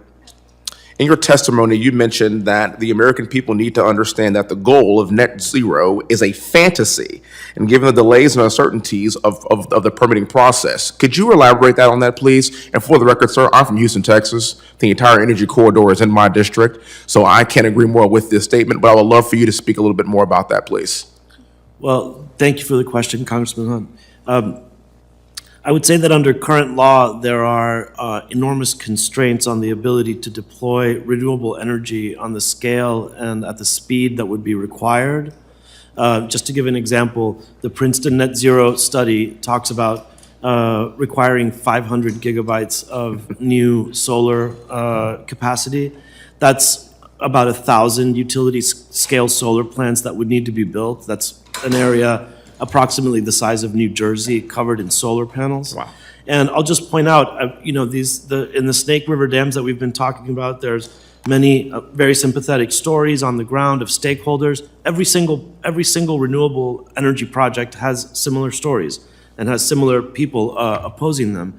And the problem with the NEPA process is that it elevates small pockets, what can sometimes be very small pockets of local opposition, over national policy priorities, and it's happening even with respect to the national policy priorities of the current administration, which hasn't been able to increase the rate at which renewable energy gets permitted because of this sort of local opposition. The problems operate at 2 levels. One of them is that the risks to any particular project are so enormous because of the uncertainties of the process, that those projects in the project application phase, during the NEPA phase, have only very restricted access to financing. Only people who can afford to lose $25 or $30 million or $100 million on a permit application, who can literally afford to throw that money away, waiting for someone to call them back, and are only tempted to get into a project because of the promise of exorbitant returns on investment, which is a premium that is passed on to consumers eventually. Always. All of these inefficiencies come at a great cost. And then the macro level issue, which I discussed a moment ago, which is that the entire process is so taxing of agency staff resources that the entire federal government's only able to produce 70 or 80 EISs a year. The entire federal government in the last year, I mean, I don't know this for a fact, I'll take it for the record, but in the last year, I bet that the entire federal government has only issued 3 or 4 solar project permit applications. And in order to get to net zero, they have to build 1,000 solar plants and have them operational before 2035. So, I mean, I'm not a mathematician or anything, but doing the math, I don't see how they're going to get there. And so I think the principle that we followed in the Trump administration was that the uncertainties and inefficiencies of the NEPA process hurt everybody. Yes. And that making the process more predictable would be a benefit to everybody. Maybe not the litigation, the cottage industry of litigation groups that has grown up challenging agency actions. But again, I don't see this as a partisan issue of Republicans versus Democrats. I see this as public interest versus special interests. And so what we tried to do and what CEQ will hopefully do in the future is to put the public interest in efficient and effective agency action first and try to streamline the NEPA process as called for in the Fiscal Responsibility Act. Thank you very much for your answer, and I will yield back the rest of my time. And thank you, sir. I think the gentleman from Texas, the gentlewoman from New Mexico is recognized for her 5 minutes. All right, well, thank you so much, Ms. Hunt, you are up for 5 minutes. Thank you for coming. Thank you, Mr. Chairman, and thank you for being here, sir. Thank you for your prior service as well. Really appreciate it. Thank you for your time here. Energy is kind of a oil and gas, energy, BLM, big deal to me, from Houston, Texas, known as the energy capital of the world. The entire energy corridor is in my district. That makes me the energy congressman of the entire world. So this is why this is something that for me is very, very important that we get right, that we have timely leases, that we have these companies that can predict their future, that they can continue to build and grow, provide energy not just for us, not just for the U.S., but also for our allies. And so with that being said, I have 2 questions for you. On November the 30th, 2022, the Bureau of Land Management proposed an updated venting and flaring rule. Are you familiar with that, sir? I am. Okay. What's the purpose of establishing this greenhouse emission reporting framework for BLM and venting and flaring? And my question for you is, shouldn't any action for the BLM be harmonized with the EPA that already had an existing rule? So we did coordinate and had discussion with the EPA, but the rule is really to minimize the waste of resources. And so the rule, again, is put in place to ensure as we develop land or developer develop lands, they have a minimization plan and they're taking action to mitigate the impacts on the environment and the resources. So I understand that, but I think a lot of companies that are in my district that do operate on federal lands, their concern is that what you just described is actually not what's happening in real life on the ground. So what's happening on the ground is this: they have to adhere to 2 completely separate standards. Are you familiar with these companies having to adhere to 2 separate standards?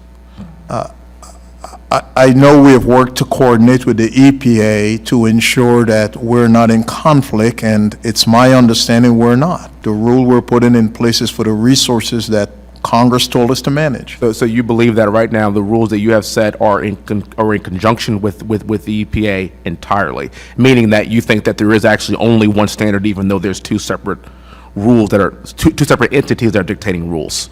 I believe our rule is not in conflict with what the EPA is doing, and I believe our rule will allow, again, the BLM, as it permits resources for those to be managed to mitigate those impacts from greenhouse gases or others. Yes, sir. So moving forward, just something to look at, please, if there is a way that these companies can look at just one rule.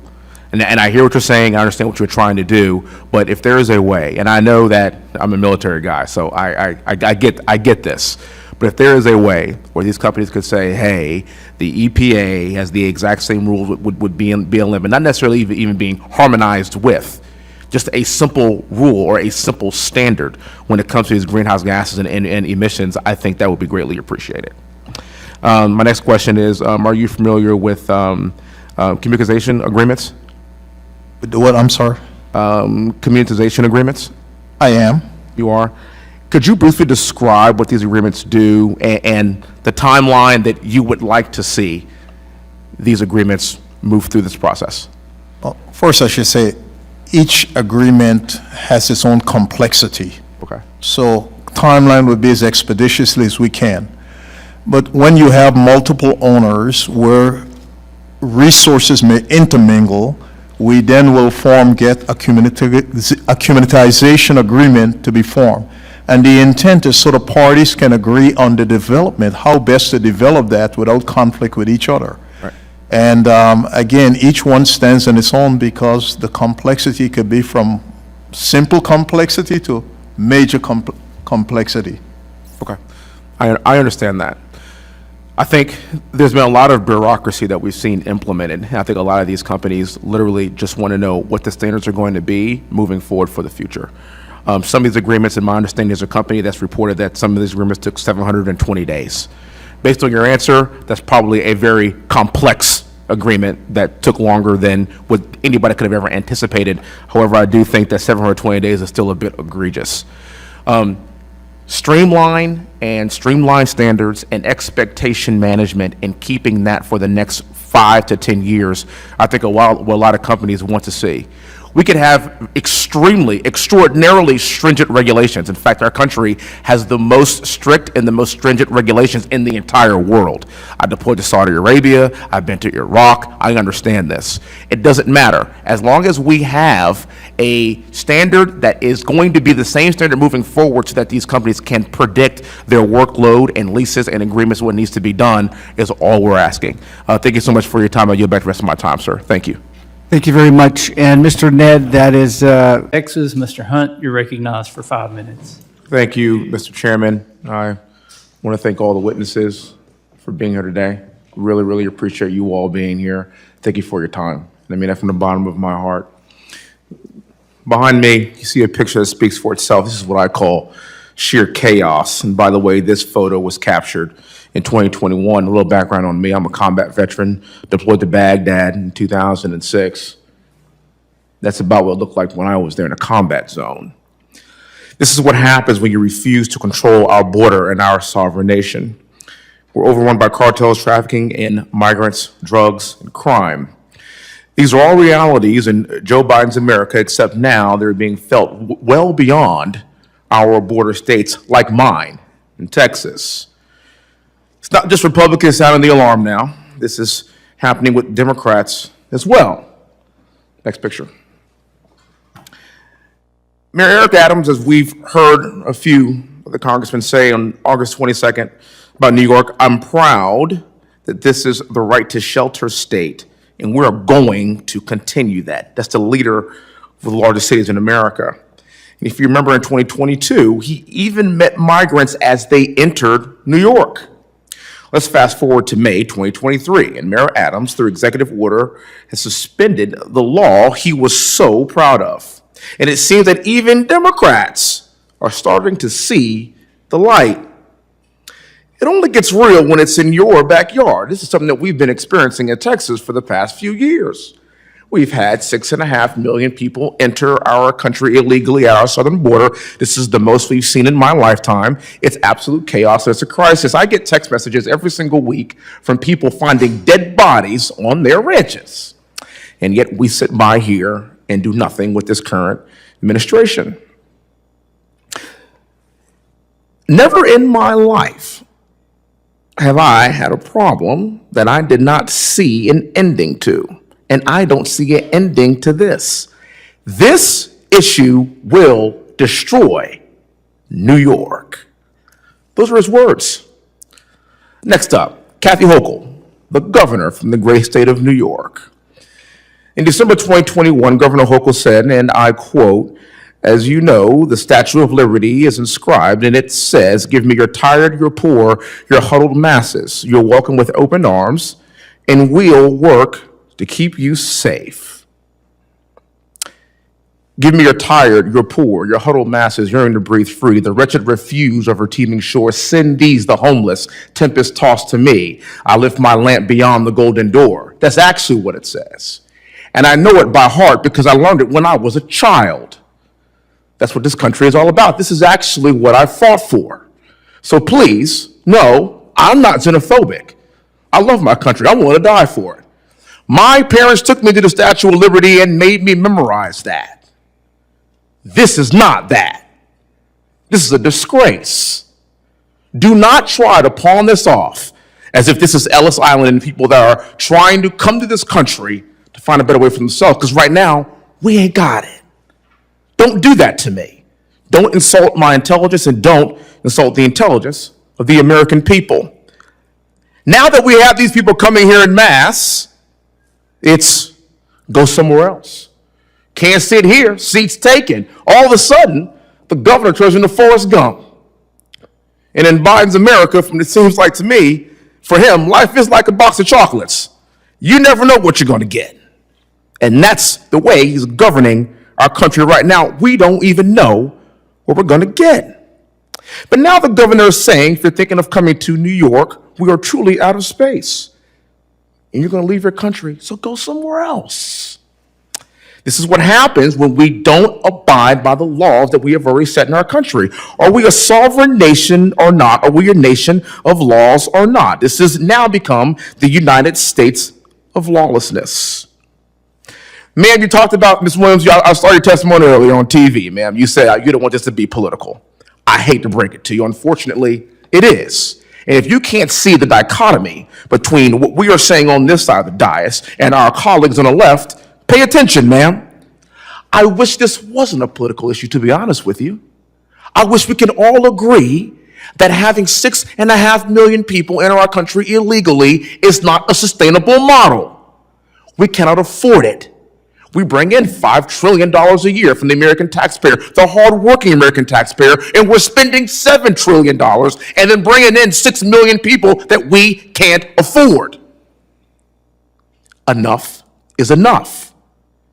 And that's why we have hearings like this, to elucidate the American public, to let them know we are fighting tirelessly just for our country. We are not xenophobic. Trust me, I'm not racist. I just want my country back. Thank you all so much for being here. I yield back the rest of my time. Thank you. You're plugging into a coal-powered or natural gas-powered grid. You're welcome.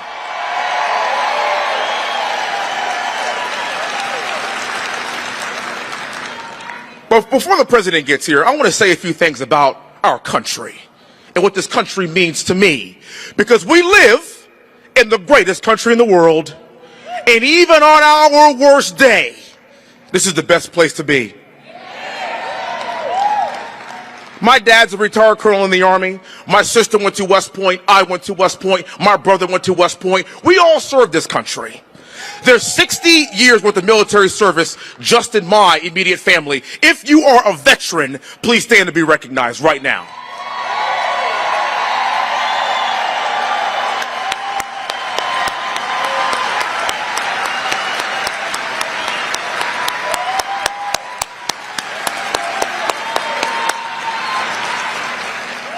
You understand that this is the greatest country in the world because brave patriots raise their hand every single generation and say, I will defend this country against all enemies, both foreign and domestic, even if it means my life.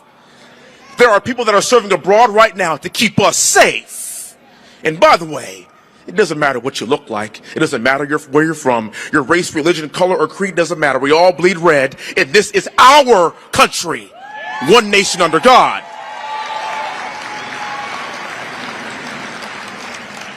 My great-great-grandfather was a slave. He was born on a plantation not that far from Baton Rouge, Louisiana. 3 of his great-great-grandchildren attended West Point. 3 of his great-great-grandchildren served this country with pride and dignity and honor. 1 of his great-great-grandchildren, me, became a United States congressman in a majority white district that President Trump would have won by 25 points in Houston, Texas. I am not interested with talking about the ills of our past. I am far more interested in talking about the struggle and the progress that is America. And every single day you honor me, for I am here and I literally get to live by Martin Luther King's principles. You literally judge me by the content of my character, not by the color of my skin.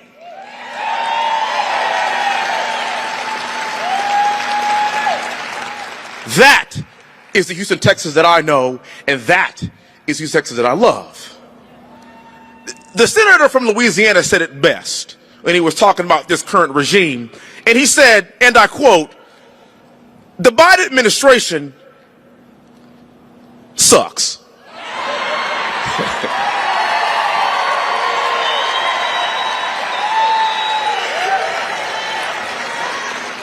It's the definition of abject failure. This is the worst inflation I've seen in my lifetime. This is the worst border crisis I have seen in my lifetime. The worst economy I have seen in my lifetime. All on the heels of President Trump, when it was the exact opposite just a few years ago. I thank God that he has chosen to enter back in the arena to save our country together. And through him, companies like yours, sir, companies like Trendsetter, and companies all around the world will have the ability to unleash American energy. If you're not paying attention, they're going after our president pretty hard because they know a reckoning is coming. Witch hunt after witch hunt after witch hunt, indictment after indictment after indictment. Al Capone had fewer indictments than our current president. There's a poem. It's called Invictus. It goes, out of the night that covers me, black as a pit, from pole to pole, I thank whatever gods may be for my unconquerable soul. In the fell clutch of circumstance, I have not winced nor cried aloud. Under the bludgeonings of chance, my head is bloodied but unbowed. Beyond this place of wrath and tears looms but the horrors of the shade, but yet the menace of the years finds and shall find me unafraid. It matters not how straight the gate, nor how charged with punishments the scroll. I'm the master of my fate. I am the captain of my soul. President Trump is a captain of his fate. He's a master of his soul. And in spite of all he is going through, he is still choosing to lead a country that needs him now more than ever.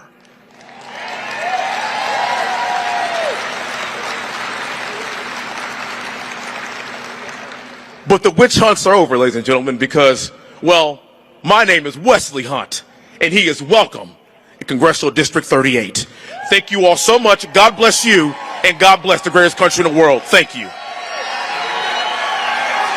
Marketplace. Thank you for that question. Thank you. Gentlelady yields back. The chair now recognizes the gentleman from Texas, Mr. Hunt. Hey, Mr. Chairman. College and free speech go hand in hand. And college is meant to be a place where students are safe to express ideas and confront ideas that they may or may not necessarily agree with. We've heard for years about microaggressions and how silence is violence. And colleges have spent years condemning and monitoring speech as they deem dangerous. But when actual physical threats of violence occur, do colleges know how to react? Under the logic of the left, microaggressions are hate speech, but physical threats of violence can be free speech depending on if the group being threatened is not oppressed enough. It appears that colleges have labeled everything hate speech but hate speech itself. They claim to be committed to diversity, equity, and inclusion, but the dirty little secret is that there is a hierarchy of oppression within a DEI club. And colleges fail to act when they consider these less oppressed groups to be threatened. Tragically, universities have put their responses to free speech under the DEI lens, and oftentimes that lens fails to respond to threats for fear of angering the DEI gods. I went to Cornell. I earned 3 master's degrees in 4 years from Cornell. I went to Johnson, IRL School, and a master's in public administration. I graduated in 2015. I didn't see any of this when I was there. I cannot believe what has happened over the course of the past year. The threats to you, ma'am, are pretty disgusting. It is not just happening at Cornell, it's happening all over the country. These attacks are not just coming from students. A week after the horrendous Hamas attacks on Israel on October the 7th, Cornell professor Russell Rickford said at a rally, challenged the monopoly of violence, and that terror attacks against defenseless Jews were exhilarating and energizing. I have a motion to submit to the record a letter from Cornell President Martha Pollack addressing that issue, sir. According to this letter, Professor Rickford's punishment is that was placed on this person was a leave of absence for the duration of the academic year, while the university is considering whether or not his personal opinions demonstrate an unfitness to serve. An unfitness to serve. That's it. This man was praising Hamas attacks on Jews, and there needs to be an investigation as to whether or not this guy displayed a fitness to serve. I think this response from Cornell demonstrates the problem going on in our institutions of higher learning today, and I have a sneaking suspicion that if this professor made these hateful statements against Muslim students, black students like me, or trans students, the professor would have been out of a job immediately. No investigation. I dare anybody in this room to tell me I'm wrong based on what we see from Ivy League schools in the past few years. As a Cornell alum and a father of 3 children, I can guarantee you that if this is how this university is going to approach anti-Semitism, my children will not be attending Cornell. Whenever we have this kind of behavior and people don't step up and call it out for what it is, we have students that then make comments like Patrick Dye. He said, if you see a Jewish person on campus, follow them home and slit their throats. Rats need to be eliminated from Cornell. Interesting. He also said, rape and kill all the Jew women before they birth more Jewish Hitlers. I'm a combat veteran. I've seen a lot. I've heard a lot. I'm an Apache pilot, so you could imagine some of the things I've seen in combat. Hearing things like this really boils my blood, because it shouldn't be happening to students like you. I've been black for my entire life. I've been as conservative probably about as long as I've been black. Ms. Jordan, thank you for being here. It's okay to be black, and you don't ever be a black conservative, and you don't ever have to put up with anybody telling you differently. This is America. I fought for these freedoms, and you have the right to think however you want to think and express it the way that you see fit without prosecution. Ma'am, thank you so much for being here. I really appreciate it. The text messages that I have gotten from my Jewish friends and colleagues that actually took me to Israel twice while I was at Cornell during Passover to learn about their culture, I promised them that I would defend them. I promised them that I would defend their rights, and we will continue to do just that. We are not going to rewind this clock back to 1930, not on our watch. I really appreciate your bravery. Thank you so much for being here, and I yield back the rest of my time.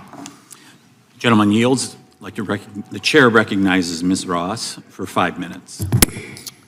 Thank you, Mr. Chairman, and I don't know what's going on with this, but thank you to all the witnesses